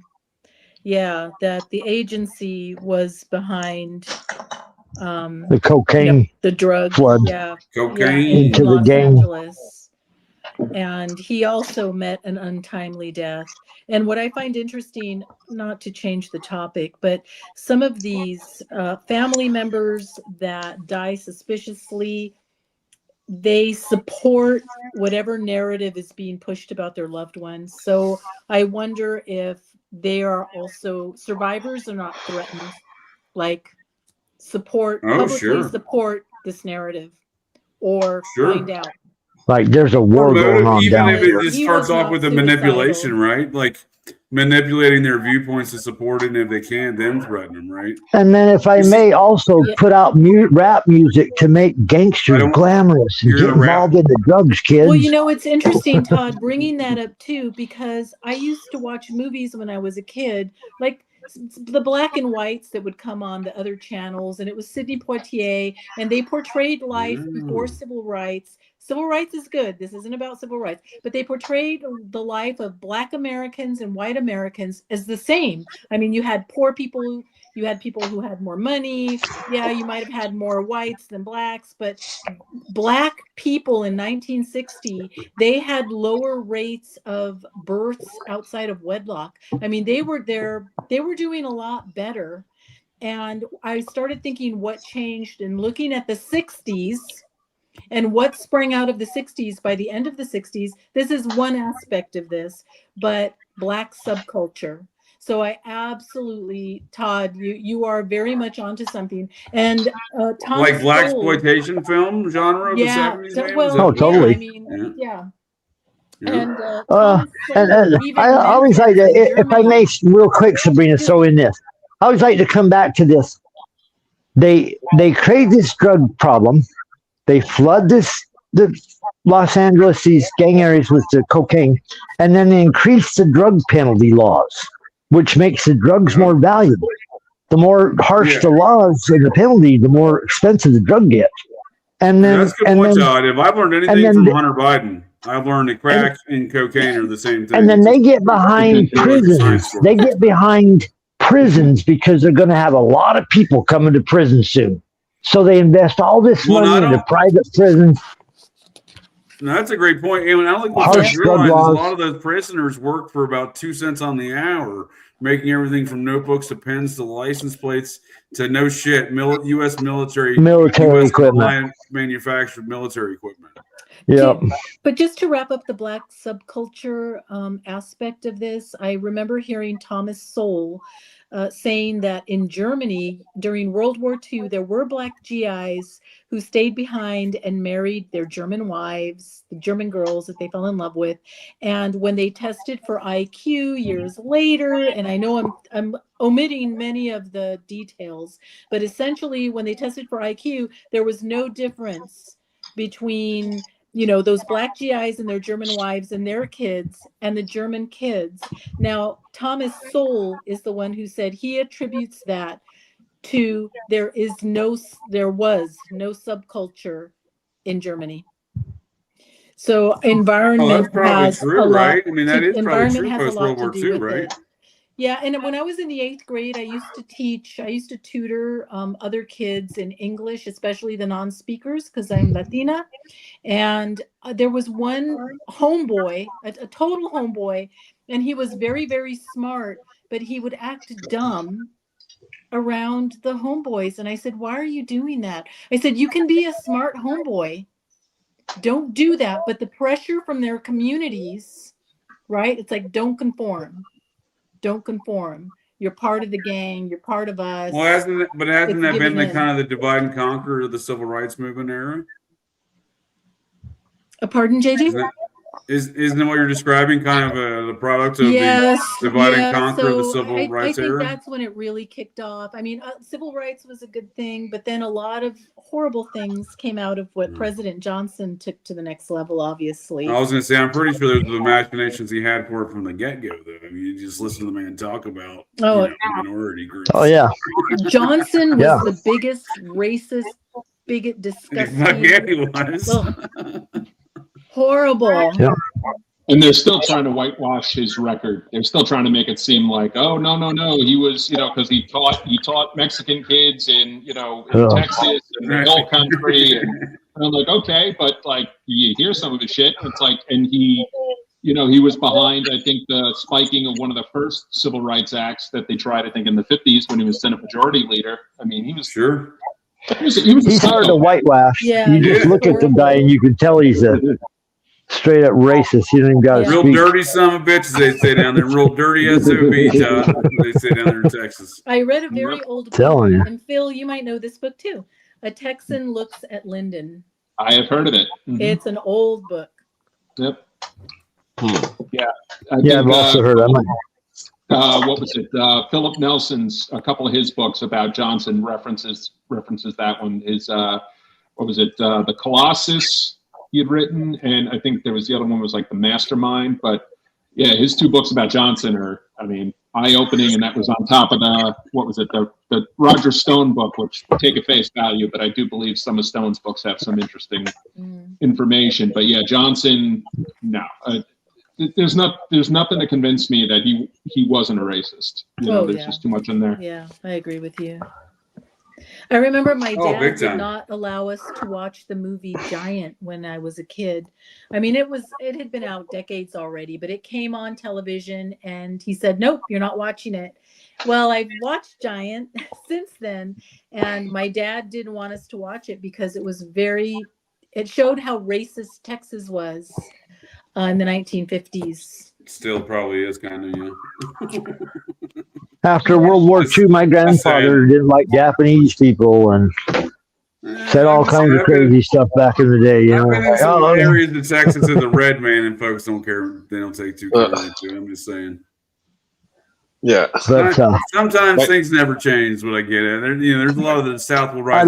I like to think we grew up though. There was a generation that had comic books that were produced, worldwide, making Japanese and German people look like the worst people on earth, and programming. Well, that's what we have. That's what comic books is, man. Isn't it? We get Nikola Tesla as a villain, and Satanist / Agape Lodge of the OTO / Scientologist Forrest J. Ackerman as a character in the first Superman comic book. Yep.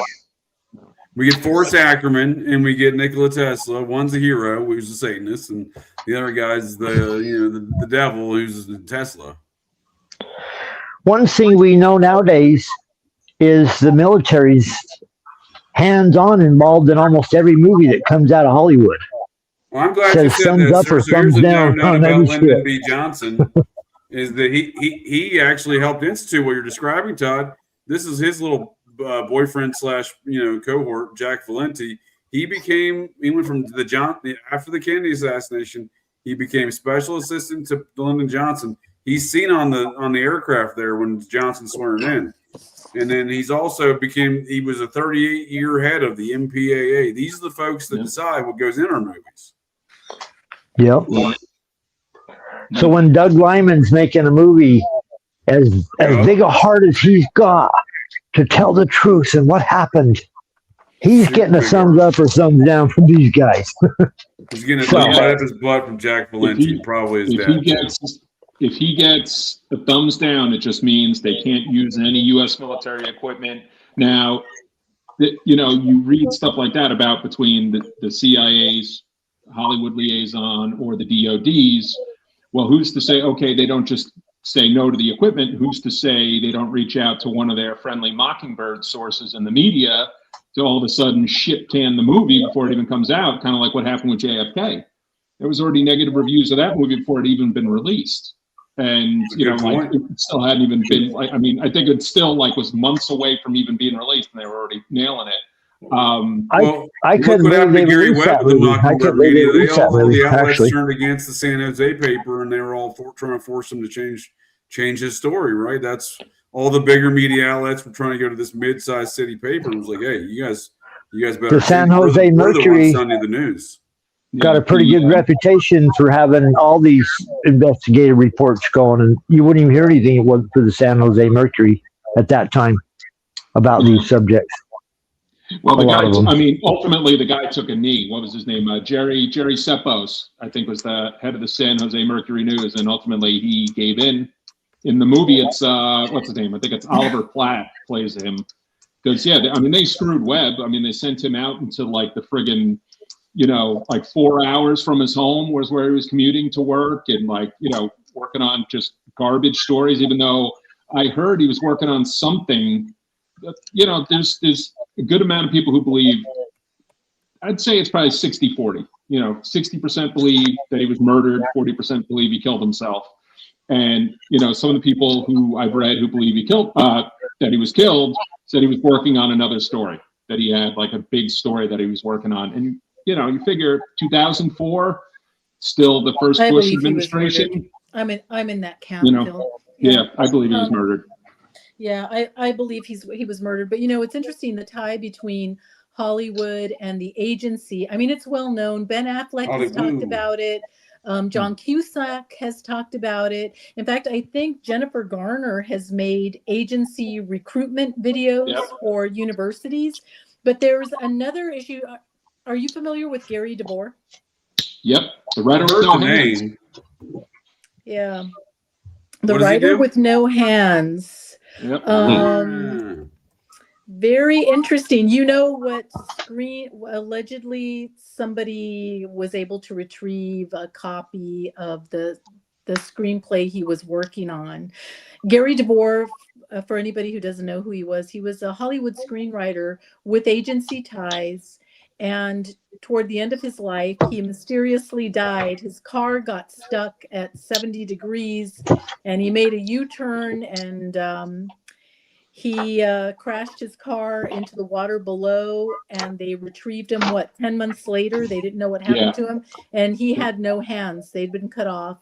And his laptop had been taken out of the car. Yeah, just very, very suspicious. His widow. The Big Steal, huh? Was the name of the script? His widow was she's been trying to get justice. There was a British academic in Bath, England, who became obsessed with the story, teamed up with a documentary guy, a producer, and there is a documentary called The Writer with No Hands. It's very interesting. Allegedly, this academic became, he says, officially disenchanted with the documentary filmmaker.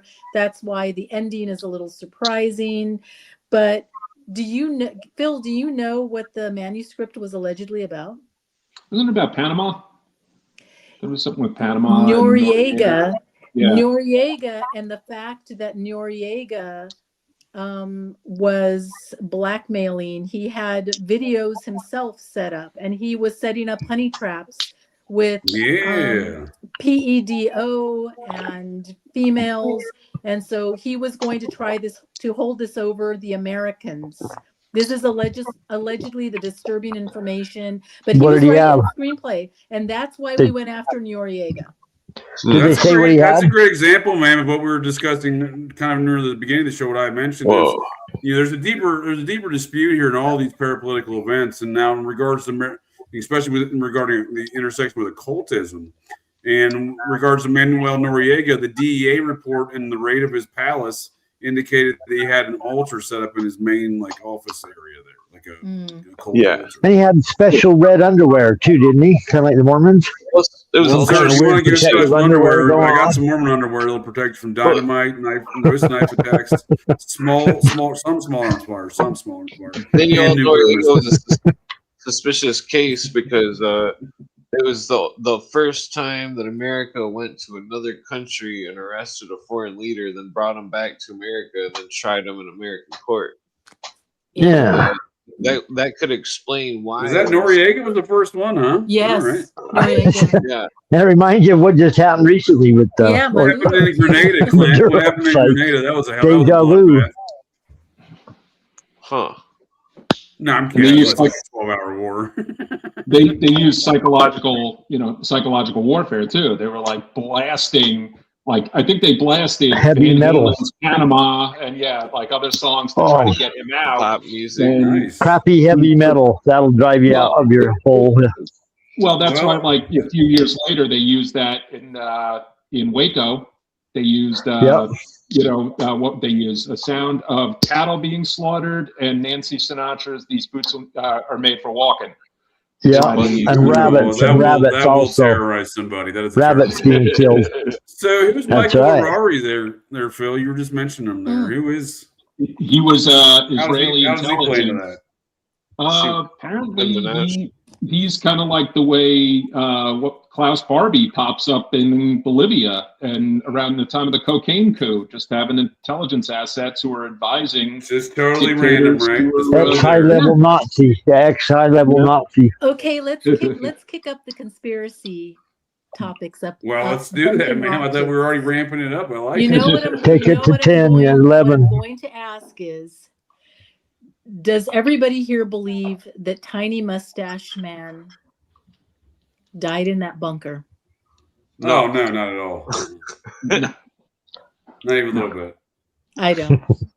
Not even this much. No chance. Not even that much. Yeah, it's just it's so clean, and yeah, it just doesn't make any sense. I know the remains allegedly. Okay, I got a question now. How many people here believe that Epstein hung himself with a toilet paper sheet? Get serious. Jeffrey Epstein's still alive, if that is his real name.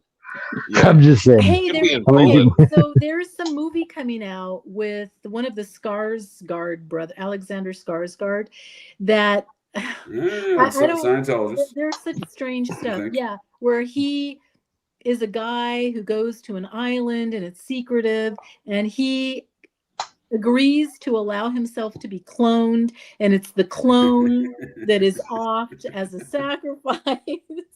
No shit. Oh, yeah, all right. that is Is that a Maggie wacky Gyllenhaal's one. husband Skarsgård? That movie is wacky. The conspiracy podcasters. The Black Pool or something, isn't that called like the Black Pool? Or yeah, something? something like that. Well, when you were mentioning Panama there, first one thing that came into my brain hole there was regards to all this Iran-Contra stuff. There was a SEAL Team 6 guy on the ground in Panama during the Noriega affair. This is a tale as told by Michael Riconosciuto, who's the guy who redid the Promise software and is involved in all this tomfoolery and hood rat shit. But he would describe this individual. He's from Westchester County, New York. Shocker, real den of iniquity. This individual, SEAL Team 6 guy, he turned against the U.S. government, kind of like Tommy Lee Jones' character from Under Siege, that classic with Steven Seagal. Not a real seagull, he's an actor. But he, in that movie, you get Tommy Lee Jones, who's a former CIA wet work guy, who gets, basically I think it was actually in Panama, if I remember correctly, the storyline. He gets left there, and there's actually a dude who was operating within this Iran-Contra franchise. It was on the ground in Tehran, again, at the early onset of SEAL Team 6 creation, and then I guess got disenfranchised come Panama time. And Riconosciuto says that he's a big figure in a lot of these things, and that man's first cousin was the director of intelligence for the U.S. Navy in recent years. Just saying. Wow. And if we're talking Under Siege, we got to talk about someone who is in that and a small cameo and friends with Steven Seagal, Robert Booth Nichols. Yeah, there we go. I saw they mentioned the chat earlier. There you go, sir. He's a CIA wet work guy if we've ever seen one, right? Yep. And who I think did not die when they said he did. Another guy I definitely think. No, and again, that's the going trend for Mr. Tiny Mustache Man on forward, right? That ain't Ghislaine Maxwell in that prison. Yeah, that is a different person. Yeah. I wonder why that guy's name Definitely is not the same person. Booth. No. He's related to the Booth family. Good question. Well, that's a good point. So I'll have to look into that. That's an interesting point. Robert Booth Nichols. Yeah, I mean, he's an interesting character. A lot of Nazis did escape. A lot of them escaped courtesy of the Vatican. They can go fuck themselves like the Langley Muppets. Because that's who was behind BCCI Bank, was the Vatican. And when that thing fell, it was the Vatican and the CIA. And then we see an extensive umbrella network that involves folks like F. Lee Bailey, who was running a bank out of Florida at the very same time. It was half or 30% owned by BCCI. And the U.S. attorney for the state of Florida was the other co-director along with F. Lee Bailey in 93 when that bank failed. And that bank was the largest owner of, was owned by BCCI, run by F. Lee Bailey and the fucking district attorney for the state of Florida for that district. And they owned all the junk bonds from Michael Milliken and Leon Black at Drexel Burnham Lambert. So they were the largest owner of those junk bonds. So we see all these Muppets know each other, and they operate within a very small framework of activities that get sold to us in other auspices and other tales of national security, and that's what we see again throughout all of American Made. Is he's even telling them there in the Arkansas Attorney General's office, "I'm not going anywhere. I'm going to be released here in 5 minutes." That's what Tom Cruise's Barry Seal's character. Another scene in the movie is where the CIA handler is working, and he looks over his cubicle, and there's 500, 600 other CIA guys sitting on the phone doing just like him, and his guy next to him's going, "Hey, your fucking case is blowing up in the news. Looks like you fucked up," and he's, "Fuck you," Like these guys all have fun and games. Oh, it's fun and games, man. Well, maybe this time at work I lost this one. I won that one. It's all for America, all for our good. Well, it's all muppetry, dude. So like this bank with the Vatican bank failure and all that Roberto Calvi stuff there and Banco Ambrosio, that all connects right back to Bob Cocaine Evans through the Franklin National Bank there in Phil's neck of the woods, through Michele Sindona, who was associates with the owner of Paramount and Gulf Western Enterprises, a man who's got a very Nazi background and died a very mysterious death himself, I believe, in '84. Resident of Ridgefield, Connecticut, my hometown, and along with old Henry Kissinger, who spoke at this man's funeral on one Charles Bluedorn. Now, if anyone's seen the film The Godfather 3, the character based upon Michael Corleone's character in there, Al Pacino there, is based on Charles Bluedorn, the life and crimes of Charles Bluedorn. But he's an Austrian fellow. I did want to add about Roberto Calvi. Well, we'll have to do a review on that sometime. That's a very interesting deal because all these banking scandals are very much interconnected. Yeah, the whole series. He was connected to the Stella Matutina Lodge in London of the Masons. Who that? There you go. Roberto Calvi. They said Vanilla Ice. I'm like, that son of a bitch. He's rubbing elbows with Pablo Escobar, dude. He's doing British Freemason stuff. Yeah. Well, it's weird. Vanilla Ice in that clip. It's like some of those movie stars. Because George Bush Jr. pardoned the fourth Fuji guy for 40 pounds of liquid cocaine in the airport. Maybe it was 30 pounds. And it seemed like a strange pardon. He's pardoning some rapper. There's a mysterious fourth Fuji. Maybe I don't know the first three Fujis to understand who the fourth one is. Yeah, we talk about the Haitian wrote all their songs, but never played or appeared in the video. Yeah, his name was Wyclef John or some shit. Something Forte. He passed Charles away Fort. No. Something Forte. He was Will Forte from Saturday Night Live. But so not Will Forte. But it's just weird because he did die recently. It seemed like he was kind of, I don't know. I wonder if it was under mysterious circumstances. Well, it was Praz. Was it Praz? Yeah, let me just So I think the Clintons are an interesting case study because, again, he's at the epicenter of all this stuff. It's not just Bush, right? And behind the scenes of all the American-made hood rat shit. John Clintons Forte. and then big Clintons. What's his name? John Forte. That's it. Oh, John Forte. All right. Yeah. Spelled Forte. Yeah. Like Forte. Oh, I've never heard of this guy before. Oh, he did just die, too. Oh, he died on Martha's Vineyard, Chillimark, Massachusetts, eh? I know someone from there. Buffalo, hanging out with Obama. An old PR rep, stalker guy. Yeah. Mind control assassin. Definitely fishy, the intermingling of high characters with celebrities in the music industry. It's sure. Like, I'm sure they're probably in the drug game together or something. So he was charged for cocaine distribution and got it commuted by George W. Bush. Well, I mean, hey, W was a big cokehead. Why wouldn't he be? He's going to look out for other cokeheads, right? You know, he went to Phillips Exeter Academy, did he? Okay. Yeah. I mean, don't forget, what do you think? Private school. Why do you think W and Bill Clinton get along so well? Both have a nice cocaine addiction.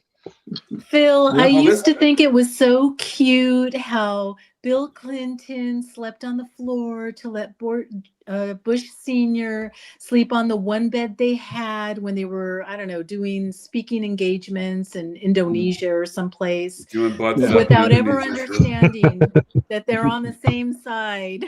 No, it's right. Well, that's a great example of the controlled opposition and this muppetry, these acts of muppetry, right? Like they do a good job purveying their oppositions, and then they form a $10 billion Haiti fundraiser fund, $10 billion that made vanish by saying, "Look, we're a Democrat, I'm a Republican, we're coming together, we're fixing shit," and then Kanye goes on TV and says George Bush hates black people and tries to ruin it all.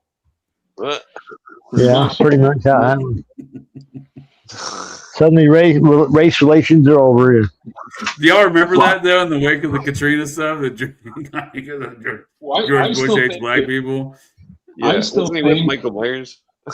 Mike Myers. I still think that W was never meant to. He wasn't the chosen one. It was supposed to be Jeb. That's sure. what I honestly think that it was supposed to be Jeb. I agree. Low energy Jeb, yeah, sure. But they're raising Jeb's son right now, the Mexican George. They're raising him right now to be a future president. If you want to talk about how politics can just be like you do what you got to do for the party, I said, when you talk about like the 2000 election when they had the recount, one of the people who wound up leading like a mini uprising down there, what they called the Brooks Brothers riot, was Roger Stone. And Roger Stone hates the fucking Bushes. Like he hates them with a passion. Sure. But he would do what he needed to do for the party. So he went, they have a clip from the movie Recount where the late Tom Wilkinson, as James Baker says, "Get me Roger Stone." And because they knew what he could do. He was an operative and, he did what needed to be done and was very skilled at their good friends with Roy Cohn at one time.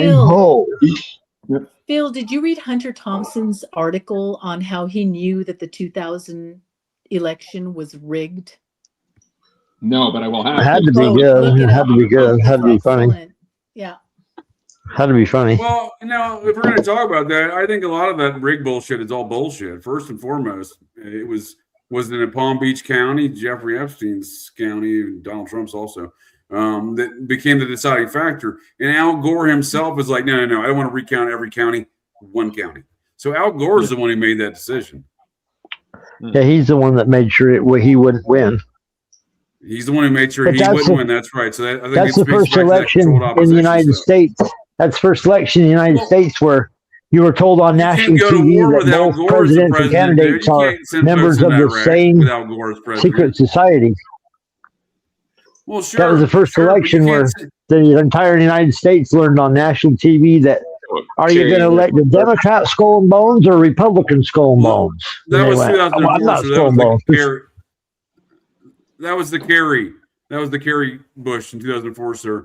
And it's John Kerry who gives us the Kerry committee behind the Iran-Contra hearings, is it not? Yep, that smelled the rat. Skull and Bones. Don't tase me, bro. That's what also we get from the University of Florida visit of John Kerry's that year. Yep. Don't tase me, bro. Yeah. Well, 2000 was more the election involving the Fortunate Sons between W, and of course that would be the biography that would come out that he would try to squash, and then Al Gore, who's the son of a senator and went to Vietnam and served, even though really got kept away from as much of the danger as humanly possible. He was a reporter, in Vietnam or whatnot. But when it comes to that election, it only comes down to Palm Beach County, and I think in the end, Bush won by, I think the last count they had, even after they still did a recount, they still said Bush won. It was by the thinnest of margins, but that same night... Well, there was a hanging Chad, right? They give us this nebulous... 500 votes. We can't count these. That's what I'm saying. All of this stuff is meant to cause discord in society, if you ask me. They knew it going in. They knew they couldn't go to war with Al Gore as president. They knew he was never going to win. They got Al pulling the proto-Bernie Sanders move of giving up all... Bernie gives up all of his electoral votes 2 consecutive elections to his opposing person in the primary, something completely unprecedented to become president. There's a lot of president and president, but those are two different things. But can y'all see the screen I'm sharing right now? Is this not on my screen? No. Can y'all not see this? Yeah. No, I'm not seeing I that. keep sharing stuff and it won't come up on the screen. I'm starting to I want to throw this thing right now. But I was going to show you the Don't Tase Me video because the guy straight up says, he's like, hey, what's going on? You're a member of Skull, and no one had heard of these names, Skull and Bones, publicly. It was not available in public discourse at the time. Yeah. When that fellow decided to ask John Kerry about that, and then gets dragged out of a public venue on his own college campus when he's not creating any sort of disturbances. He's very calmly, very respectfully asking a question. Gets dragged out of there yelling, "Don't tase me, bro!" And that's kind of like one of the first interwebs memes, right? With the "Don't tase me, bro." Yeah, and some people felt that Kerry kind of, took a knee on those hearings too. Like he got some information out there because he had a very good investigator, a guy named Jack Blum, who was kind of like looking into a lot of the allegations. Because I think Kerry also looked into allegations with BCCI, and the connections between that and Iran-Contra. But I think Kerry also knew that you're only going to push things so much. And, I think maybe people look to previous people who had presidential aspirations and didn't want to push it, because you could wind up being like Frank Church, who hoped to run for president. And then not only does Frank Church not get reelected in 1980, he's dead, not even 10 years after the hearings. You could be like homeboy from the Warren Commission, the Catholic fellow who they don't give a fuck where his body went, right? Oh, Hale Boggs? Hale Boggs. Yep. He just disappeared like, fuck it, we don't even care. Well, it always kind of cracks me up. The guy who was on the plane with him, Nick Begich, he's got one son who writes about HAARP, and then the other one, two of his grandkids have gone on to be senators since then. That one always kind of the HAARP fella, his son there, I believe is also named Nick Begich, is Alex Jones' little sidekick, right? Well, Bill Hicks' buddy. Yep. Well, when I look at Arthur Lyman and the fact that he's involved in all this Iran-Contra stuff, like, what do you think the intersection? We'll bring this thing in for Landon. I'll give everyone some closing remarks, and I'll offer you tee it up with my closing remarks here.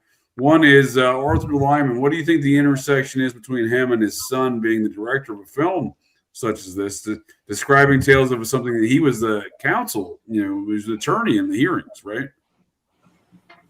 Yeah. Yep. I was watching interviews of that dude. Go ahead. Well, there was all these news clips of one news clip was from 1984. I think I sent the link, but it had the guy testifying, Barry Steele. He's like, "Oh, I'm just selling airplanes. There's nothing going on." and then it shows the other dude with the gray. Totally normal, dude. He's just your neighborhood airplane salesman, Todd, or Clint. Yeah. Clint and Todd, both of you. Yeah. Doing business. We team up on me against the idea. He's just your friendly neighborhood airplane salesman. That's right. Yeah, then there was totally normal. He knows South America like the back of his hand. Anybody wants anything to fly down there, back or forth, would come to him. That's his business. I think the intersection between the director and the fact that he's involved in these hearings and his son's telling his story, I think that should be considered some of this limited hangout activity. I mean, I think that is kind of the definition of limited hangout.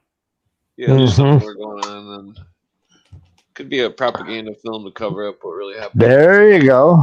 Yep. You mean Propaganda if you cover up the fact that Tom Cruise fucks fish? Is that what you're telling me? Is that what we're covering? Is that the cover up here? Yeah. Always.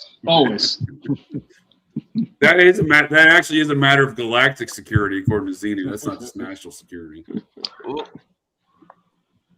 Intergalactic. So, my other last closing statement, and before I pass around to y'all, is he's born into it, right? Maybe Tom Cruise is born into the fish fucking. I'm not sure, but Barry Seal was born to hood rat shit. Older Adler Berryman Seal, the grandfather, I believe it's third great grandson of a Captain William Seal, fourth great grandson. My apologies.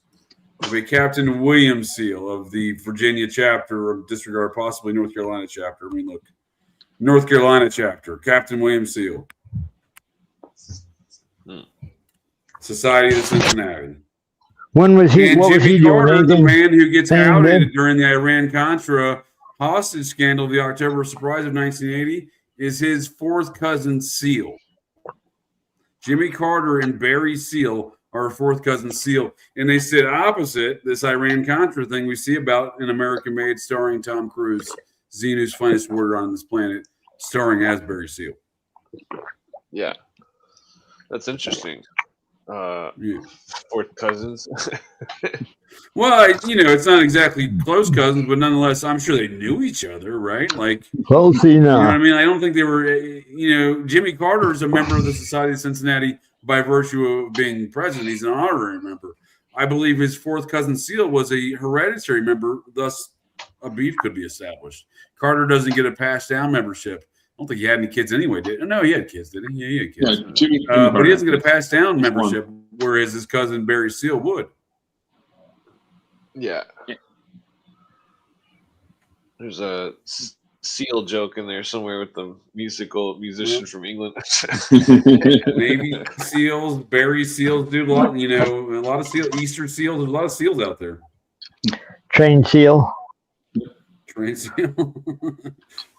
George Bush is a trained SEAL of somebody. I swear to God. Definitely. George Clock Bush like was Neither a one of C them Bushes. student. Yeah, neither one of them Remember Bushes. George Bush is a C student. He's mediocre. Well, And the there's some C weird stands one. for cocaine, doesn't it, Yeah. Sabrina? Doesn't it? Let his father down. Yeah. All right, There's well, some we'll bring the thing for a landing. Pass it around for some closing comments and statements on tonight's film, or cocaine, or Bill Clinton, or whatever other topics we discussed in specific. Sabrina, I appreciate you joining us, ma'am. Here, get a little GCD here tonight. Did you have any closing statements on Iran-Contra? Why we're seeing all these things pop up again? If this stuff ended in the back there, I was told John Kerry found out all of these things in Congress, and this stuff ended back in the 80s. But we have a BCCI case filing this past week by a U.S. attorney. What's that? Clearly these things are ongoing. Your guess is as good as mine. I think that they have people questioning official narratives on purpose. I think it's all part of a psyop. Americans are guessing. Nobody knows what's real, what's true. People are feeling very off balance. I think there's a good possibility that a third-party option may resurface. I know Elon talked about that last year. I think they're really trying to throw us off balance. They want us to feel uncertain. In fact, I'm already seeing it on the socials. One guy that I've been following for years, he said, "Let's do it. I'm an accelerationist. Destroy it all." Phoenix the Republic. And I'm not a Phoenix the Republic. I believe in our Constitution. I believe in our constitutional republic. I'd like to see that restored. I don't want to throw it all out. So I think it's part of a broader game plan. Like I said, to confuse Americans, question authority, question narratives. That's my very, very pulled back view on everything that's going on. But it's anybody's guess. So thank you for inviting me, JJ. I appreciate it. I think you're spot on. I'm not Bill Colby, that fucking muppet. No, am I back? Yeah. I think that's a good summary there, man. As far as a lot of the topics we covered, that was the purpose of not Bill Colby, but Bill Casey, William Casey, Ronald Reagan's CIA director, who allegedly, according to a quote unquote whistleblower from a internal meeting there within the national security enterprise of these Muppets, he said, "We'll know our disinformation program is complete when everything the American public believes is false." Yeah. Yeah. I think what you described is the events is what we're seeing today, like you were talking about there. Yeah. I mean, even folks that went and saw this American Made and understand the vanilla kind of topical understanding of it, like it doesn't really do any of it justice. This whole enterprise of hood rat shit, because one, it's ongoing. Besides the BCCI filing, we see Epstein's associated with all of this whole network. And two, no one gets held accountable for these things. So just making a movie about it, kind of memorializing it, so to speak, causes, I think, some folks to be like, well, that was handled. John Kerry handled it in that committee hearing, and that was on the TVs. And then I saw Tom Cruise in the movie, and they must have handled it if Tom Cruise is doing it. A couple guys did a walk of shame, so justice was served. Yeah. Yep. Shame. All right. Well, on that note, speaking of serving justice, Todd, what kind of service of justice do you have on deck for your closing statements on tonight's cinematic shit show? Was starring Xenu's finest, Tom Cruise? Oh man, yeah. I got over Tom Cruise after funny they filmed this somewhere else and like, hey, it's American made, but they filmed in like Guatemala, Japan, China is more like it. Came out in 2017, so I'm sure China had a hand in it, if I may say. A lot of Chinese funding back there, I have no doubt. Oh, yeah. The U.S. is helping China schmooze their image, and China's helping the U.S. schmooze their image, and this looks wrong all around. Yeah, Bill Clinton giving George Bush a reach around. George Bush is giving Bill Clinton. It's the same. That's right. And they're all in Epstein's Island. Holy shit. Oh. But even that looks like a giant psyop, because Doug Lyman now, he comes in and it makes it look like, is this a damn movie? His father's coming in to help the Iran-Contra hearing, get to the bottom of this and say, we've got to the bottom of that. Solve this mystery. We're gonna learn from our lesson. The government learned from its lesson. They don't even pretend that they want to learn from their lesson. Back then, they used to pretend that they wanted to learn from the lesson of doing wrong. Nowadays, they don't even care if you know they did wrong, or now they kind of like, oh, you don't like that? What are you going to do about it? Well, that's you don't like us running guns and drugs and killing people? What are you going to do about it? Well, there you go. If you get past the propaganda of it, what are you going to do about it, right? Come on JJ's show and get killed possibly? Okay, let's go. No. Let's do it. That movie Lethal Weapon 1 brought a lot to my attention in the first review, because it was like, man, I didn't think there was so much I knew there was shenanigans going on, but I didn't think it was lots of them, so tightly fucking wound, 10 points for using the word shenanigans. I always appreciate a good use of the word shenanigans. So I think overall I've seen. I mean, this is only the second time I've seen the film. I'd seen it beforehand, and I've seen it again for this review. Will I watch it again? Probably not. No, there's not. I mean, first of all, as far as Tom Cruise films go, he's not on a motorcycle nor sprinting enough for my taste, nor is he beating up enough people. I'm gonna need to see Tom Cruise versus at least 4 or 5 other gentlemen at the same time. So you like Mission Impossible movies? Mission Impossible, Jack Reacher, these kind of things. Night and Day, that was a good one, a little parody of Mission Impossible by Tom Cruise there. There you go. With that man, Cameron Diaz.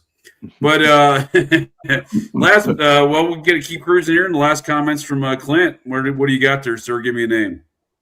Yeah, the movie I definitely think was cover up propaganda. Because, when I was watching those news articles, there was 2 or 3 of them I watched. One was 84, one was 86, right when he died or something. The one in 84, though, it was crazy because he's like, oh, blah, blah, they just gave me $10,000 and $100 bills.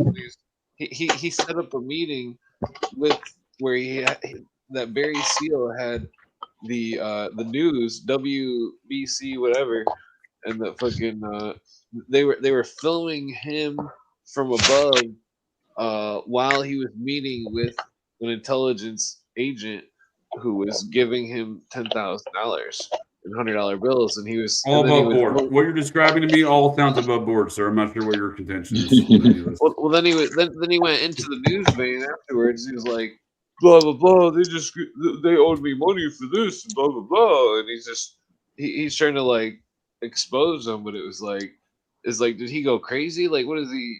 He thinks that somehow doing that would result in some sort of incredibly negative thing happening. That's I mean, I'm laughing at these alternative Tom Cruise styles. I apologize. Frisky business. Jack reach around. Sounds more like it. Distracted. I got totally distracted, Clinton. I do Sounds agree it's more like propaganda. I missed a lot of your finite details there, sir, but I do agree with you in the principle. It is propaganda. Well, basically, that in real life, that Barry Seal was fucking. He literally set up the CIA when to try to quote unquote expose them, because I don't know if it was real or fake, but like the video was on the news and stuff in the 80s, and that it was it was him meeting to get $10,000, and then he goes in the news reporter's car, and he's like, "Oh, I got this money, and they owed me money, blah blah," and it was like he was so, like, for them to show that on TV and for him to be involved in something like that, it would seem like that would definitely get him murked, like, for doing something. Oh, yeah. I mean, I think they wanted to him. Like, they had him doing community service in a very public profile, and you know what I mean? Like, it's like they were putting him on a platter for someone to kill. Like, please, George Bush is probably sitting there in, was it Midland, Texas or whatever? Like, please, somebody go murk this fool. Yep. Yeah, it's definitely pretty fishy. Well, so is Tom Cruise's sex life. And anyway, but Bill, sir, special agent of the Dewey Decimal System. Last but not least, what were your general thoughts on tonight's discussion and/or the film, or Tom Cruise banging fish? You know, any one of these topics. So, just a quick thing. So, one of the quotes that was said during the Clinton administration is, "Barry Seal is the ghost that haunts the Whitewater probe," and that was like, I think it was the Wall Street Journal had written that, but then just as quickly as that was brought out, it kind of like died. And then you had the publication of the Crimes of Mina, which was set to come out, I think, in the Sunday edition of the Washington Post that had been advertised. It was written by Roger Morris and this woman, Sally Denton, both investigative journalists, both very credible investigative journalists. And the story was killed at the last second. They wound up publishing it through Penthouse. But it describes Barry Seal's work for the CIA and, you know, the Reagan White House, you know, things that obviously were completely left out of this movie. And again, like I said, this movie's very entertaining. However, in terms of truth, I would say it's probably 49% truth, 51% Hollywood BS. And I think that's being kind.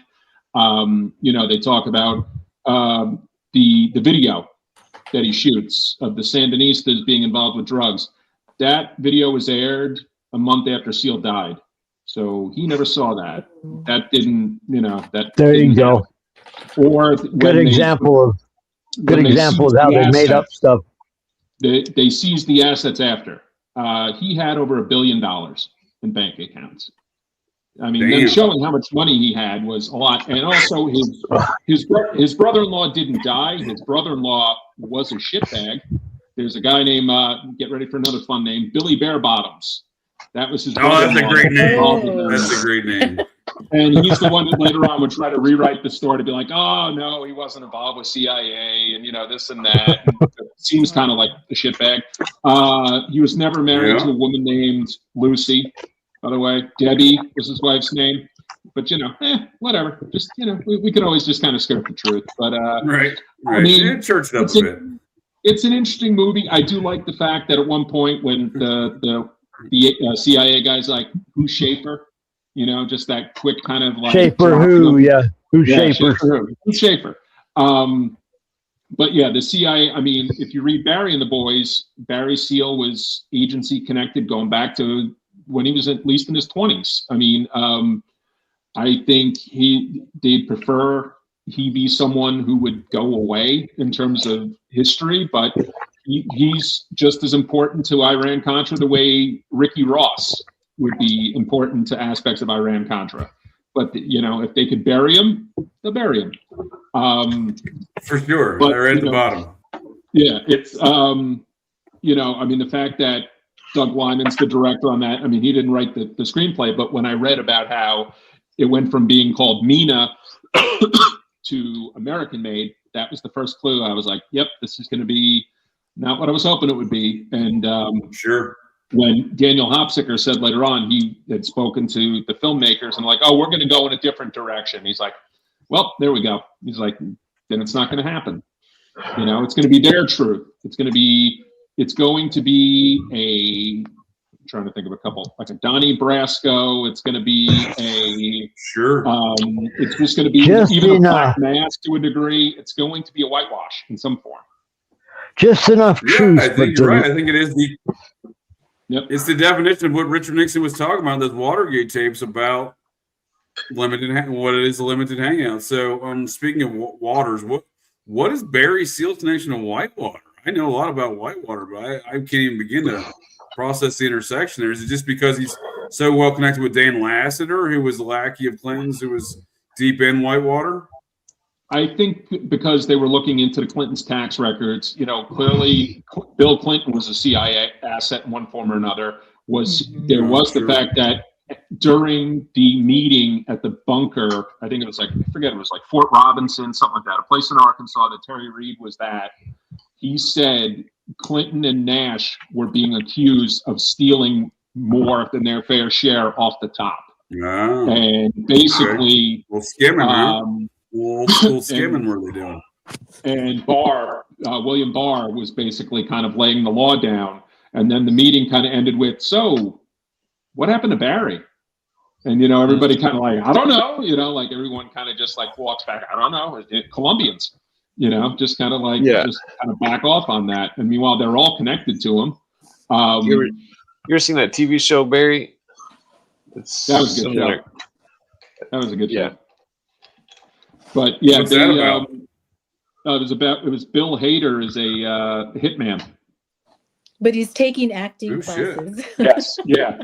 His cover at one point is taken, and then he believes he can be an actor. Yeah, it's on for like. Sounds a little Chuck Barris like, huh? Like we were talking about earlier from. Yeah. Confessions of a Dangerous Mind. Well, but on that same note, Tom Cruise can get into any government official, any world leader's home or office for a meeting. Mm-hmm. This was exhibited at the early onset of the Iraqistan invasion back in 2003. Scientology was using John Travolta to get into was the British Prime Minister Tony Blair's office. Oh yeah, you've covered that actors are used by intelligence, right? For exactly that reason. Yeah. I mean, it's right on. I mean, since medieval times, when some of the only folks who were allowed to travel from town to town were the acting groups, right? Mm-hmm. They've been used for intelligence operations, and probably even before that. But I'm just saying, like that's one cut. Like, it's a great example of a cover, but I think there's a lot of like Tom Cruise being some sort of spook. That makes sense to me. I mean, you know, just because he plays one on the big screen, just because I don't think he knows how to fight. Don't get me wrong. I mean, he likes to ride motorcycles and sprint a lot. I mean, you can do with another man is grease him up. You know what I mean? He does his own fish gun. He does his own stuff. No, he does. I'm not going to say the man doesn't have a good cardiovascular health, but I am saying is he's not a tall man, nor does he know how to fight. I can just tell you that right now. But he does bang a good fish, I hear. So he does have that. I didn't even see Top Gun 2, but I heard it was all right. It was unwatchable. Okay. In my opinion, it was terrible. Yeah. Well, that's what happens. You put a bunch of Scientologists in one film, right? I mean, Miles Teller apparently is a Scientologist as well. This movie reminds me again. Played CIA agent Al Ruddy in the offer. Thank you, sir. This movie reminds me again that. I'm sorry, Todd. Somebody said something. Was it Clint? Was it Todd? Clint, Todd, same guy. We're alternate personalities. The same guy. I knew it, dude. AI or something.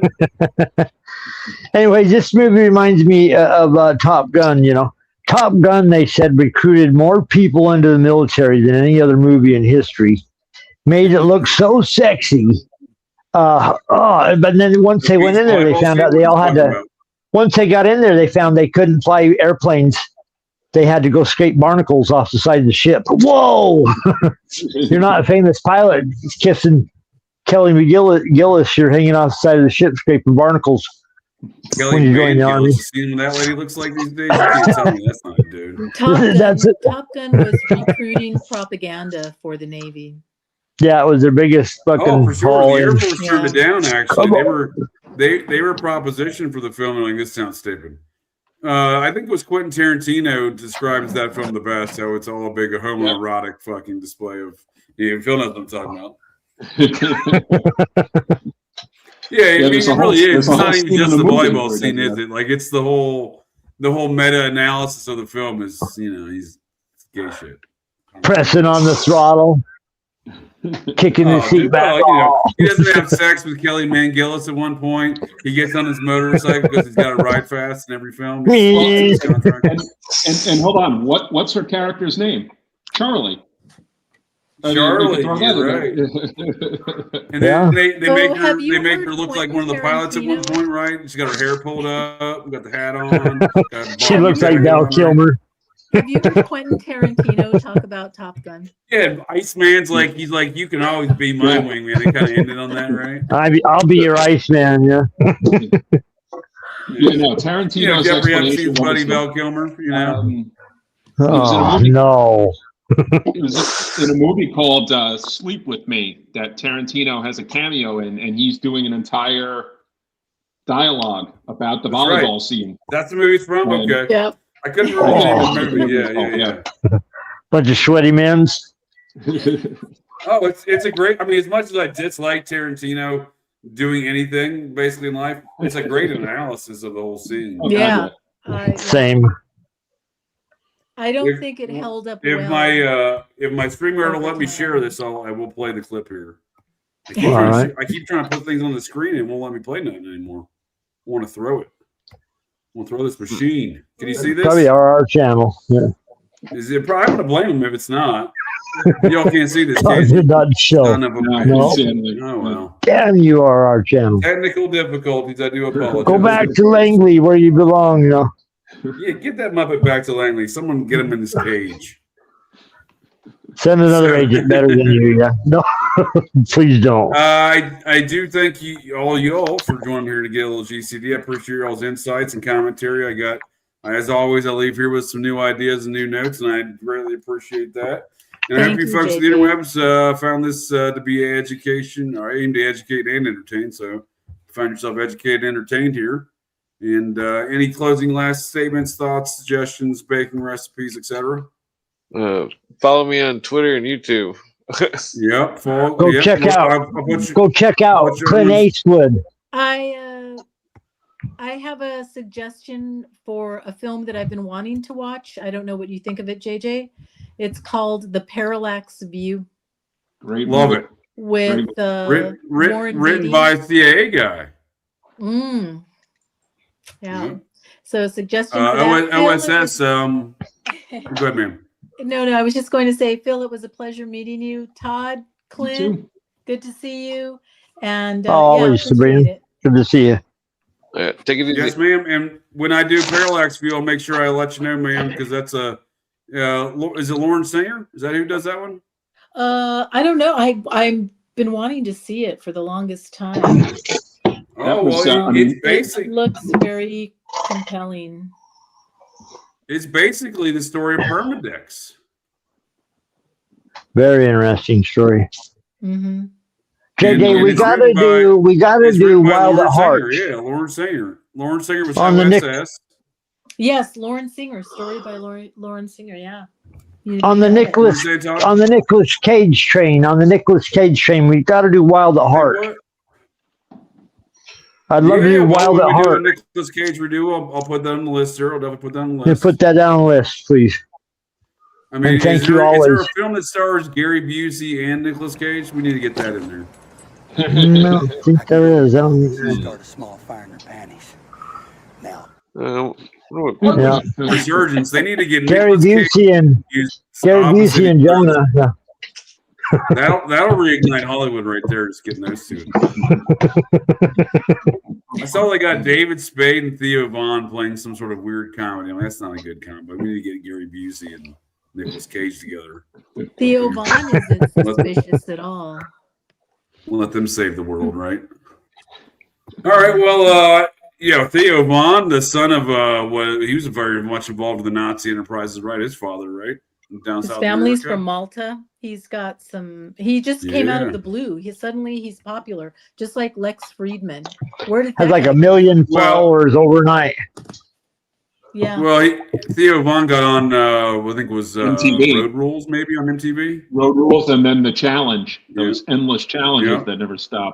Yeah. But it was probably his daddy that got him on there. Strangely enough, he grew up on the same road as his homeboy from the guitarist, sold them tattoos, Dave Navarro. And Dave Navarro's Yeah. mother was murdered on that street. Strangely Is enough. Dave Navarro process?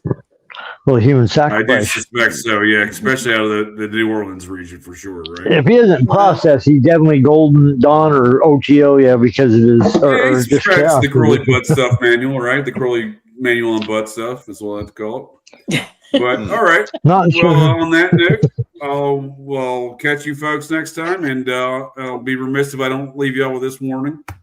There's thousands of Americans out there. By the way, I've been shot with a laser beam twice. Watch out, folks. Stay vigilant. They got Ted. They got him twice. In fact, tune in tomorrow. Operation GCD doubleheader. Devil shit. Tomorrow at 6 p.m. and 9:30 p.m. Eastern Standard Time. Watch out for them lasers. There's thousands of Americans out there. By the way, I've been shot with a laser beam twice.